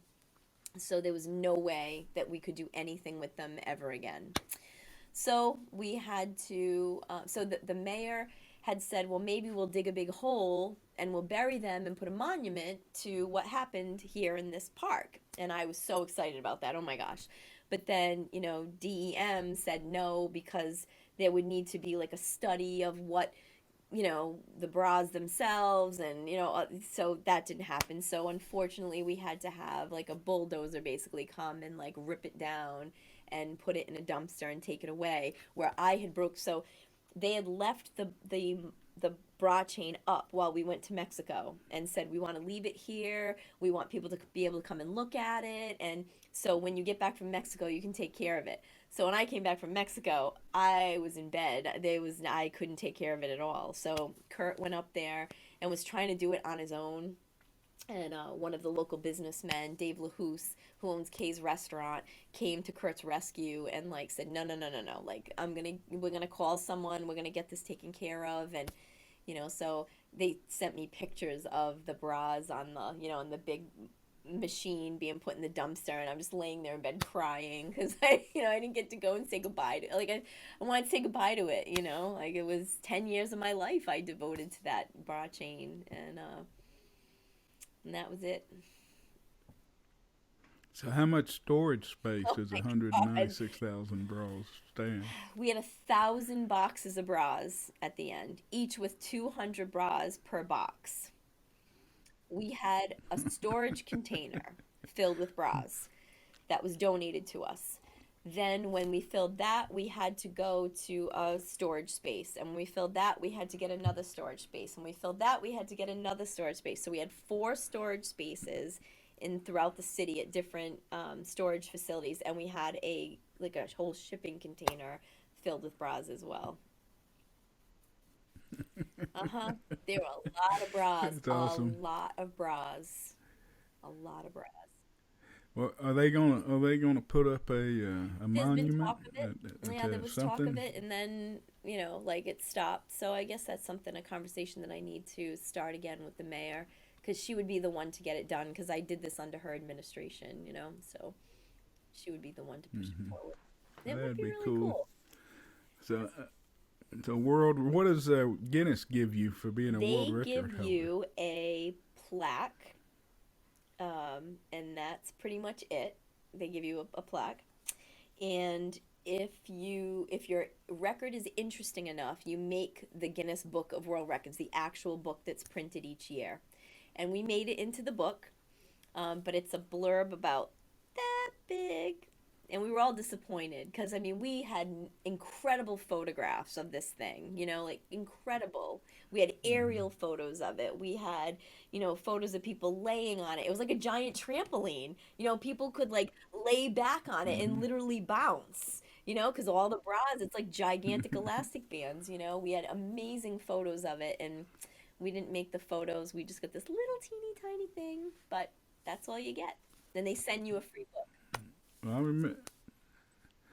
remember you doing a picture of you with your holding your Oh leg yeah. up in a yoga pose in front of it. Oh I yeah, remember I was seeing doing that. DDPY in the freaking bra circle. I was doing it, I had to. I had to do it there, And actually, one of the days, so I had gotten to and it was Halloween. It was October time, right? So Curtis had planned this big Halloween party before we had decided we were going to break the record that month. So he had rented a hall and the whole 9 yards, and I mean, he left early to go get into his costume, and I had given zero thought to this whole thing, and I had been working all day, and my toe hurt, and I was just so pissed off that I had to go to this Halloween party. So me and my best friend and her husband Steve, well, her boyfriend Steve, we're walking towards the Halloween party, and I'm like, oh. And I hadn't done yoga yet. Now it's like 9 o'clock at night. Now I'm getting to like this shit. I'm gonna break the streak if I don't do it. So I'm still I don't have a costume on, and my best friend says to me, "So what are you going into this Halloween party as?" And I'm like, "I'm going into someone who's trying to break a world record. How about you?" She's like, "I'm going as the best friend of someone who's trying to break a world record." And her husband pulls a freaking like clown mask out of his pocket, and he goes, "You guys suck," and he puts it on. And I was like, "Oh my god, you had a freaking mask, you asshole!" So we walked into this Halloween party, and my husband, like, I had no idea what he was dressing up as. Like, it was this big secret. I thought he was going to be like a Star Wars character. I didn't know what. So I couldn't find him. I didn't see him anywhere. And then this woman steps up in front of me, and it was my husband dressed as a woman in a dress. He had shaved. He has this awesome beard that I love so much. He had shaved. He was wearing a wig. He looked like his mother. I was like, ah! I was like, what the hell? I was so mad that he shaved. I was so angry that he shaved. So then I'm like, I have to do yoga right here at this Halloween party. So I go over to the side, I set Yeah. up my camera, I start doing my yoga routine, and the bartender comes up to me, and she's like drunk somehow, and she's like, "Excuse me, yoga lady," and I'm like, "Yes."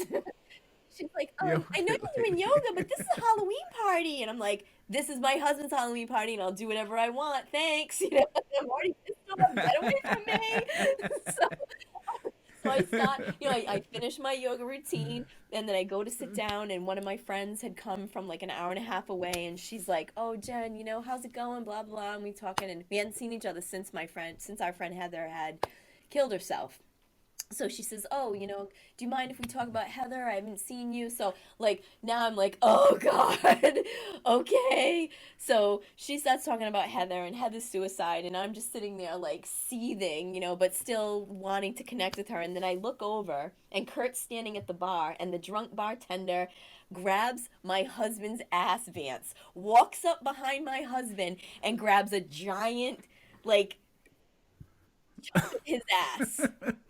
And I went, "Excuse me," Damn. and from Jan, my friend Jan, and I got up, and she was on her way back behind the bar, and I like took my earrings out. I went all one socket, and I like leapt over the bar, and I was like, "Keep your fucking hands off my husband! I'll kick your ass!" And she was like, "Oh my god!" And she looks at the other bartender. She goes, "This woman's yelling at me," and I'm like, "You're damn right I'm yelling at you. Keep your fucking hands to yourself." And so I said to Kurt, I'm like, "Get away from this bar." I mean, not Vance. I am not like that at all. I'm like Mother Earth. I'm not violent.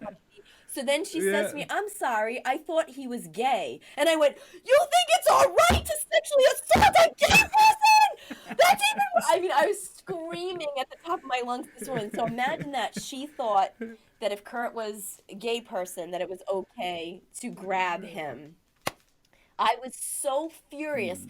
And I walked away from the bar and I said to Kurt, Kurt, if you ever looked across a bar and some stranger grabbed a handful of my ass or my breast or he's like, I would have done the exact same thing. Like I would have done the exact same thing. Nobody Yeah. puts their hands on you. And I'm like, right, no one puts their hands on you either. And I said, and it infuriates me that she thinks it's okay if you were gay. It's not okay. It's not okay to grab someone. That is sexual assault. I mean, I was so angry. I talked to the woman who is like the club president's or vice president or whatever wife, and I was like, this woman, da, da, da. I mean, because that's just unacceptable. That is just unacceptable. So boy, what a Hmm. day that was. Whew. What did you say? You went One all socket, yeah, one all one socket socket on? What did? rocket. I was ready to get to a fight. Can you imagine? I like no, I haven't been in a fight since like seventh grade in a junior high school or whatever. But man, I was so angry, Vance. I was so angry because I was hungry, I was tired, my foot was throbbing, and my friend was talking to me about my friend who killed herself, which I'm so angry at her for doing. And well, not the girl who was talking to me about it, but my friend who killed herself. Like I mean, I was so angry at her for doing that. And, just to look over and somebody's grabbing my husband. Oh my God. I lost my shit. And I'm a peaceful person. Like I would never, but man, whoo, I was mad, Vance. I was mad. So mad. All right. So what's the future hold for the Iron Woman of Let's DDP see. yoga? The Iron Woman of What's on the dream For board for this year, this year? my new dream board is still at home because it's by my bed because I like to look at it when I wake up, and then like for the first month or so, and then I'll take it here and put it in the office. So right now it's by my bedside, but what was on it was to celebrate my 5 year DDPY anniversary, which is on April 6th, to hit Tell them how you're gonna do oh, yeah. that. Is I it know okay to you say told me it? Like, I don't know. how I don't you want gonna anyone to do feel that. bad, but I reached out to Dallas, and I said, hey, because if you don't ask, the answer is always no, right? So I reached out to Dallas, and Yeah. I sent him a message and said, hey, my 5 year anniversary of doing DDPY every single day documented, because that's important. Like, anybody could say they have a streak going. But did they do it on Hmm. Christmas? Did they do it when their grandma died? Did they do it when they didn't feel good? Like mine is documented. And I would like to do it with you on my 5 year anniversary. I want to be with you. And he said yes. So I was so excited. I like sat here and I just cried. I was so happy. And then he messaged Paige and let Paige know and that I was coming, and so I'm so excited to be with him on my 5 year anniversary. The other thing that is on my dream board for DDPY is to do DDPY in Ireland and in Amsterdam because Oh. that's our next Athena's trip. Oh. So I want to do DDPY with the rolling green hills of Ireland behind me and in some beautiful spot in Amsterdam where, like there's some beautiful maybe windmill behind me, like do the windmill tour and just do DDPY there with in the tulips or something like that. So those are two things on my dream board for DDPY, and of course to become an L1 instructor is on there as well. So those are my DDP, and to celebrate my 1800 my 1900th day will be when I'm in Ireland. So that's pretty cool. That Oh. so Wow. 17, 18, 19. So I've done 17 already. 18, 19, and 2000. So that's huge. Huge. Huge What about for for Athena's Athena's? just to recover, you know, to recover from COVID. It's been brutal, just brutal because it's so many things out of your control.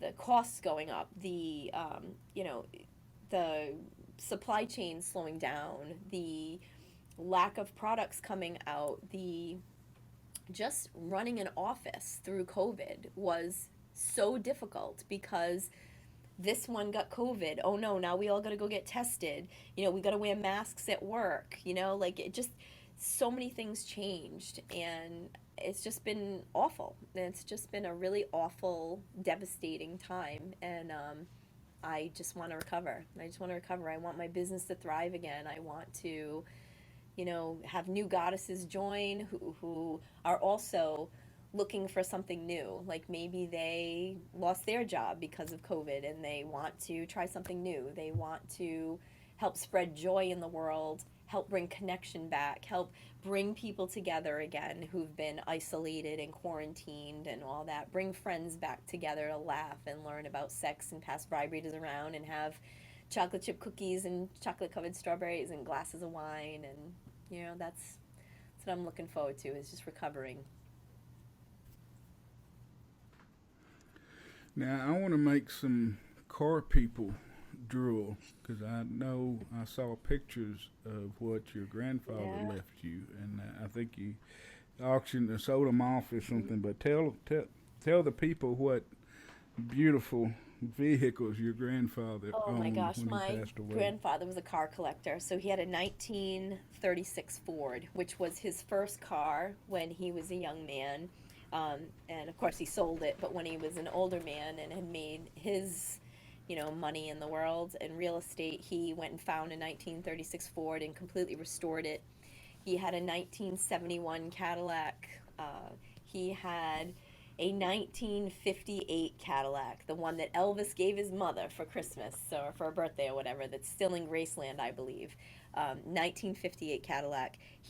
Pepe drove Curtis to our wedding in this car. It is so beautiful. It's like being in a spaceship. Like it's just this gigantic, long Cadillac with gigantic fins, and it's silver, and it's got red crushed velvet interior with a gigantic steering wheel. It's so beautiful. This car is so beautiful.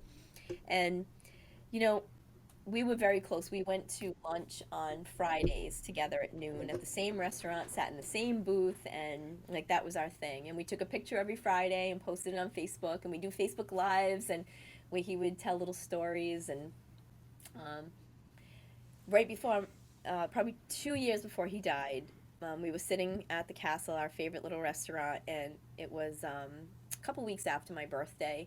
And he had an envelope that he pulled out of his pocket.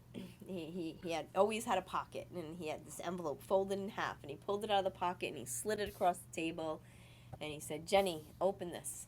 So I opened it, and it was a bill of sale that he had written out for this car to me, his 1958 Cadillac. And in the corner, he wrote my birthday, July 16th, 2018, and 2019, and he said, "I want the last drive that I have in my favorite car that I've ever owned to be to your driveway, and I'm going to leave it there. That's going to be the last time I ever drive it." And so he said, "I want you to have it now before I die because I want to see you enjoy it." So, that was the thing. He drove it to my house. It was the last time he ever drove it. And I had the pleasure of going to a couple of car shows with him where he parked his 1936 Ford and I drove in with the 58, and we would stand side by side, and people would come over and look at the cars and be like, "Oh, look at this beautiful car," and he would say, "This is her car. This is Jenny's car." He was just so sweet. He was so sweet. I miss him every day. It's so difficult. It's so weird, like, when you have somebody that you love so much and is such a huge part of your life, and the person that you call when you're sad, when you're happy, when you have news, when you need a pick me up, like that person, your person. I love my husband, I love my mom, I love my kids, but there was just something so special about our relationship. And when he died, it was weird. I felt lost, but I have a lot of things that he left me, besides that beautiful car. He left me, just this lifetime of memories, like this whole, from the time I was little till I was in my late 40s, you know. So many memories, so many good things. He took me to wrestling. My dad thought wrestling was stupid and he couldn't believe I liked it.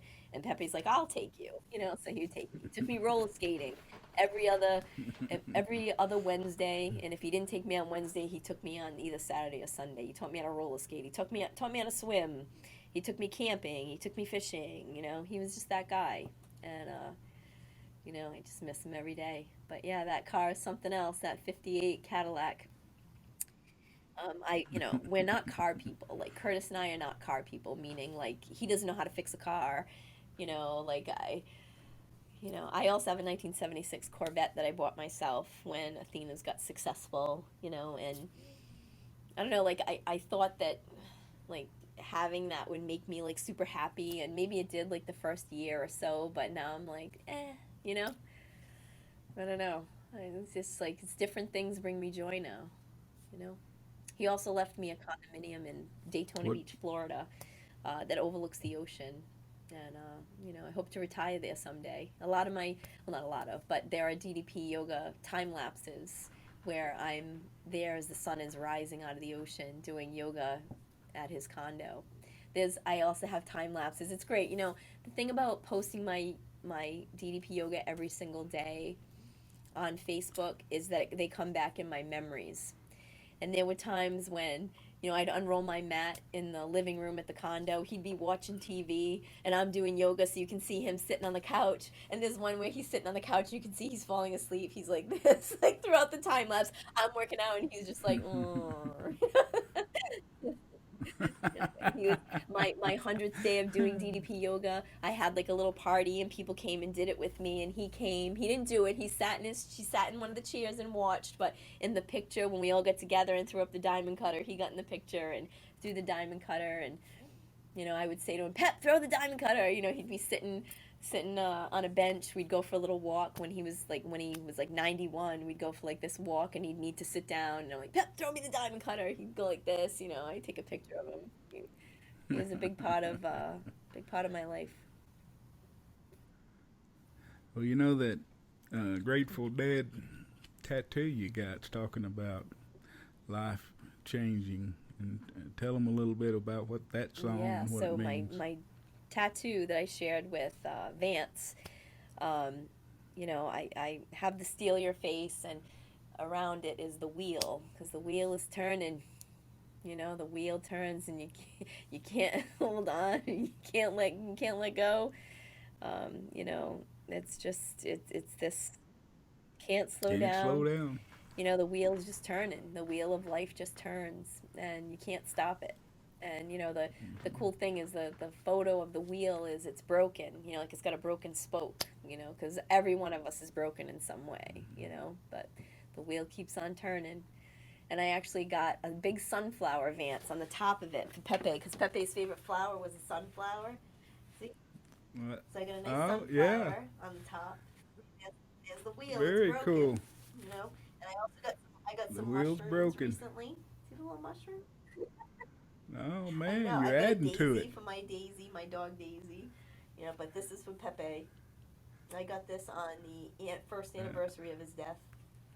And the guy oh that did it man, for me, which was amazing, is his dad and my Pepe were best friends. So, yeah, really? yeah, A Dave tattoo Villiard, artist? his Yeah. dad, John Villiard, was my grandfather's one of his best friends of all time, and he's still alive, Monsieur Villiard. And Dave is a tattoo artist, so I went and sat with him, and while he was tattooing me, he was like, your grandfather, when I was a little kid, we went to the campground, and I remember your grandfather's motorcycle, and oh man, he had such nice cars. So it was so cool to just like have someone tattooing me on that very sad day. I picked that day. I wanted to do a tribute to him on that day, and it was so great to be with Dave Villiard, who knew my Pepe since he was a little boy. So it's pretty cool.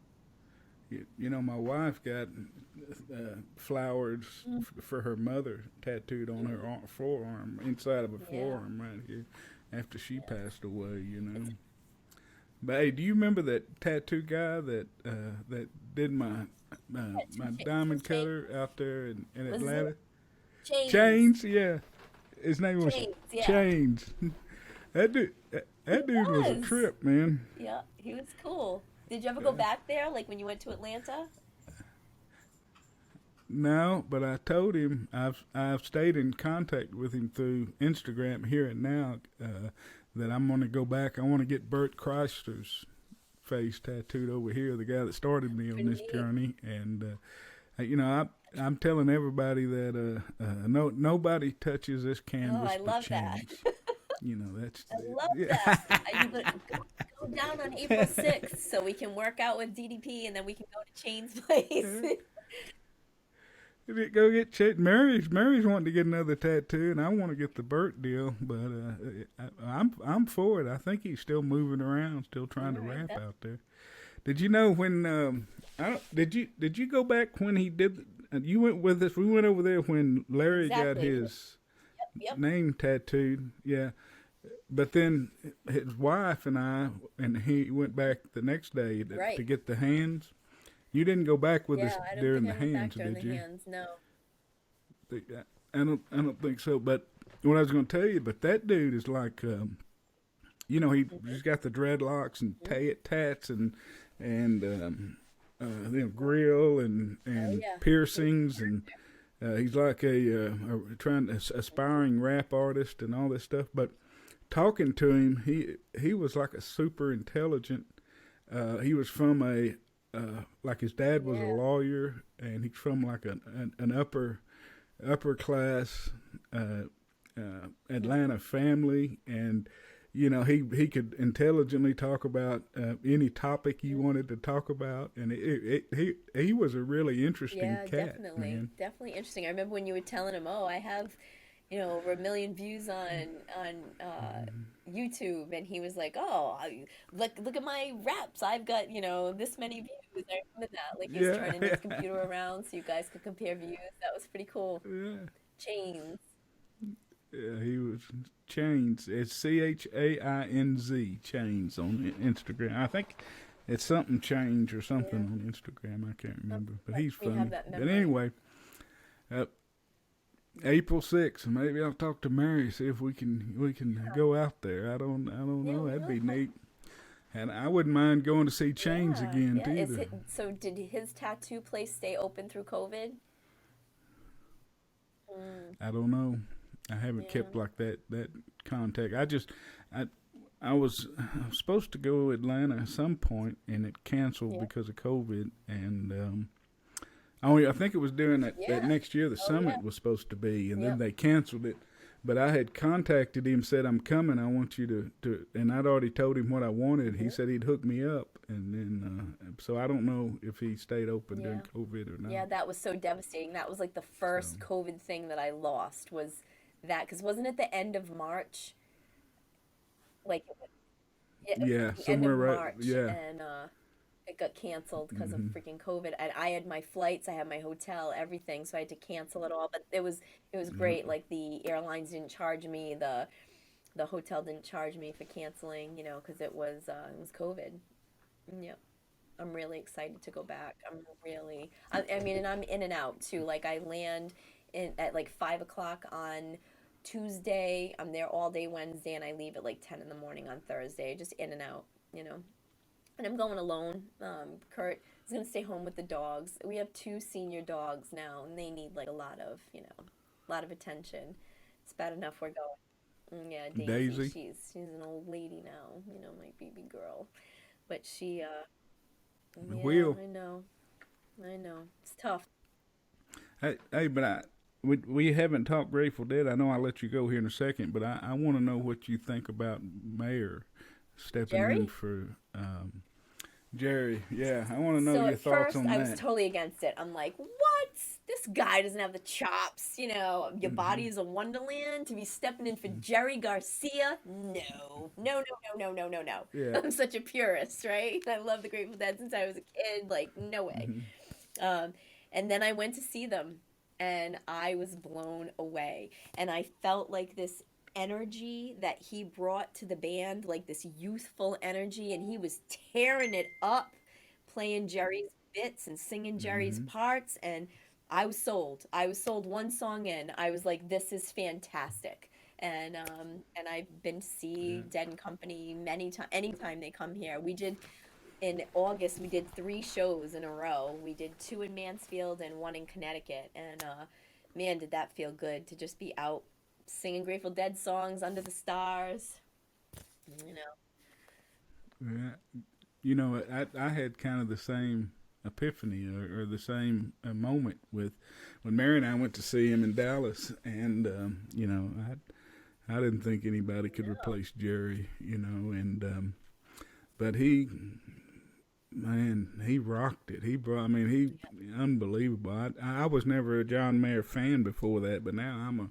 fanboy for sure. And I'm back into the Dead and Company. We've seen them twice, both times they came to Dallas. But I'd love to go and do Oh, the Mexico trip they do down yeah, on Dead Dead in in the the Sand Sand. or Oh, whatever it's called. yes. Yeah, tickets Yeah, it's like so expensive. It's like $4,000 a person or some yeah. crazy number. Oh my gosh. Yeah, I would love to do Playing in the But Sand. but the music's a little. Jerry was always that rolling kind of bluegrass, Yeah. didn't it? And then but John is kind of soulful. He brings like a Mm-hmm. bluesy, soulful, Yeah, cadence I to love it. when It's O'Teal unbelievable. sings. He does a great job. And Bob Ware is just, I mean, he's old wizard Bob Ware, with his big giant chops, and Yeah. um, I still love to hear Bobby sing. We went to see him with the Wolf Brothers in 2020, right before everything shut down. I think it was January of 2020. We saw them at this little place. Tickets were like $50 a piece. We were like 12 rows back. It was incredible. So when we got to the theater, there were two pots on either side of the stage with smoke coming out of them. Like the smoke just started billowing up, and I'm like, "What is that? A smoke machine?" And then it hit me, the smell of sage, and it just kept getting, the smoke cloud got bigger and bigger, and the smell of sage was so just intoxicating. And then Bob Weir just walked out of the smoke like it was like a wizard coming through. I was like, wow, it was so great. So I love Bob Weir. I mean, Jerry was my favorite Bob Weir, second, but man, what a Yeah. great, show they put on. And you got a Peggy O. I still haven't gotten a Peggy O. You got a Peggy O. Oh, They did a Peggy O in Dallas this mhm. last time. Yeah. When we go to a show, I'm always So like, I want to hear this, I want to hear this, I want to hear this, I want to hear this, and then when they play it, you're like, yeah, I got my Tennessee Jazz, yeah, you start jumping up and down, screaming. Yeah, I yeah. haven't gotten my Peggy O yet. I haven't gotten my Peggy O. Well, Yeah, I you'll hope get it. so. You'll get You it. got it. So good. All right. I think I've about run out Okay. of questions. Anything that I want you to, anything that you want to tell the people out there, this is your chance to tell your story. Anything, and I meant to ask you. I know shit. I've kept you. You may Yeah, be I the think longest one so. yet, but 5 o'clock. yeah, What did we but start at? yeah, 1:30? 1:45? but 1:30. Yeah. So we're 3 hours into this. Yeah. 3 hours 20 minutes. But um, you're a big self-help person, and just what advice do you have people starting a business, the life in general? Just would give us some wisdom from your 24 years of being a Mm. business owner. Well, I would say chase your passion. Whatever you're passionate about. If you're going to work in this life, and we all have to, right? Unless we're born into royalty, we all have to work. So pick something you're passionate about and give it everything you got. Because when you can do something that you're passionate about every day, your life is blessed. And stick with things. Don't just give up. I'm nothing if I'm not persistent. So persistent. So, go after your passions with persistence, and, stick with it to the end. Don't give up. That's what I got for you. All right, I like it. I like it. You damn sure persistent. 1,700 days, Mm-hmm. 1773. You're almost to the year 1776? the America. Yeah, yeah. You're almost to Yeah, that's a big one. That's a big 1776. number. Yeah. On my 3 days. every time I hit a 69, right? Because 69 is my favorite number. At how could it not be? Whenever I hit 69, Yeah. like so when I hit like 1569, 1669, 1769, whenever I hit that number, I give away a prize. Like I'll just say, whoever leaves me a comment in my, underneath this workout, I'll give you a prize. And I'll send like a vibrator or like some fun thing out. But maybe for 1776, I'll send like a red, white, and blue like gift to somebody. We have like pasties that women can put on their nipples. Like I have hearts that have like the American flag, and I also have Wonder Woman ones, like stars that look like Wonder Woman's, costume. So maybe I'll do that for Yeah. 1776. I'll give away a Well, patriotic, that'll be sexy good. thing. A That's vibrator, right. All vibrator, right. I like blue it. lube, and some white thing. I All don't know. right. Blue loop. Patriotic, passionate, patriotic That's package great. from Jen Jolicoeur to you. Yeah, that's right.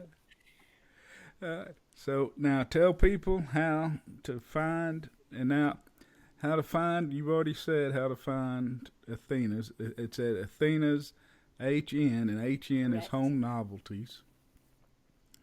And so athenashn.com. Now tell people where to, if they want to follow you, if where to Yeah, find you and that I'm kind of pretty thing. much big on Facebook. Like that's I've got 5,000 friends on Facebook, but you can follow me. I think you can't be my friend, but you can follow me. And on Instagram, I'm Jen Jolicoeur, but I don't really post there a whole lot. I do post my naked gardening day pictures there every year, and pictures of my dog and my flowers, my garden. And Yeah. yeah, athenashn.com. We do have an Athena's Facebook page. Athena's Home Novelties is our official Facebook page, so go like it. Say hi, say that you were on Vance's podcast, and let me know that you heard about me here.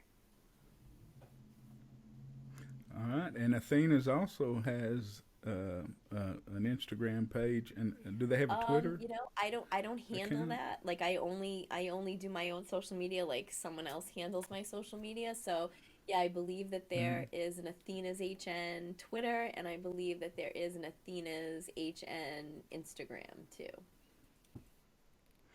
you got to be on TikTok. TikTok Yeah, are you is TikTok? you get lost in. Yeah, I'm on TikTok. I've got fifteen thousand What eight do you do hundred on followers TikTok? on That's TikTok. interesting. Like, I just kind of post the same thing, but what got me all the followers is just like a little 1 minute, video of my journey that kind of got okay. reshared and stuff. I haven't grown it lately, but I just I kind of post the same thing I do on everything. I need to figure out how to do stuff Hmm. special for it, but I'm in all kinds of like I learned that about the clitoris on TikTok because I follow you get lost in Yeah, these threads and I just me with and social so media, like I can only do one because I'm running a company and doing yoga, and I'm a mom and a wife, and sex is one of my top priorities. Like I like to I would hmm much rather when I'm home not be on my phone and be like paying attention to my life, my dog, my husband. when no, you gotta. That's when you need to get like a damn 18, 19, 20 year old to do it. Yes. Those guys Hmm. are. This is their world. We're just happy to Yeah, be I part don't. of it now. It just doesn't And like. I just doesn't. I don't want to watch tons of videos. I don't. It's just not. I would much rather be like with the people I'm with. Like I don't know. I don't know what I would even say on TikTok. Well, maybe I can. Rain, my daughter Rain, she had like 75,000 followers on TikTok. She was doing uh recipes, like so she would dress up like Snow White and make like cupcakes or yes, something, and she got followers from wow. that. And yeah, she was doing recipes, and she also dresses like a clown. Her and her best friend, they do like clown things. Like she was a clown at birthday parties for a while, and so they were dressing up like clowns. And I don't know, there's some kind of like sexual fetish with clowns. I don't know. It's just I don't know. Some weird shit going on. But Hmm. yeah, But yeah.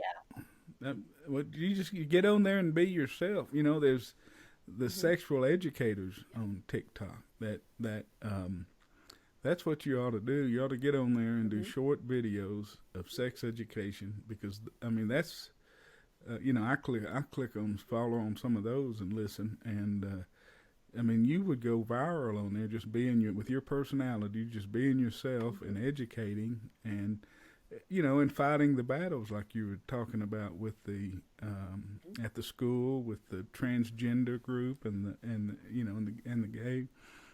I mean, you just be yourself, and I think it's just another way that a lot of people talk. I mean, there's a whole lot of bad, horrible stuff in social media, but there's a whole lot of good that comes from it too, and most of what I see is good, and I really like the social media.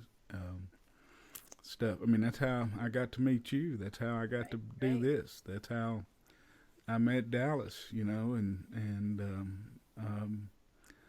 I wouldn't know any of these people if it wasn't media. for Good point. social Good media. point. So, There's definitely and so you put it out there, and you never know out. what's going to come back. Makes a lot of sense.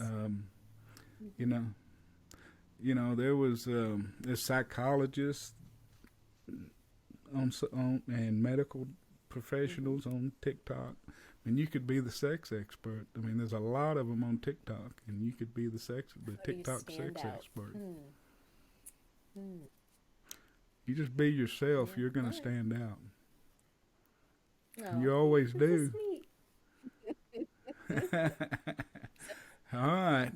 Well, I think I've used up enough of your time. Thank you for being so patient with me. You know what, Vance? You're one of my favorite DDPY people that I've met. You know that. You're my faves. So I love being with you. I love catching up. I just feel like it was like we were catching up, reviewing like what's going on. I'm really glad we get to spend time together, see each other, and I'm a big fan. Big fan. Well, thank you. I appreciate that. And maybe we will. Mary and I'll pop in. Maybe we'll surprise you in Atlanta. I don't know.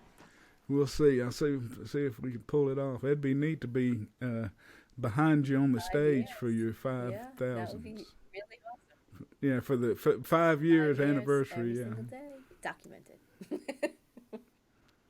Documented. Documented. Yeah, well, you got the proof. You've got the proof. No one can argue with you. That's right. I am the streak, the female streak. So thank you. The Iron Woman of DDP I really Yoga. appreciate you inviting me, and it was a blast to just hang out with you, Vance. The dinner it's always a blast hanging out with you. So keep doing what you're doing. Keep spreading orgasms and making people happy and bringing love to the world and being Jen Jolicoeur from Rhode Island, Hey, world nothing record stopped holder. me yet, Vance. I'm gonna do it tomorrow. So have a wonderful Sunday, and big love to you, big love to Mary, and boy, it would be really sweet if you showed up in Atlanta.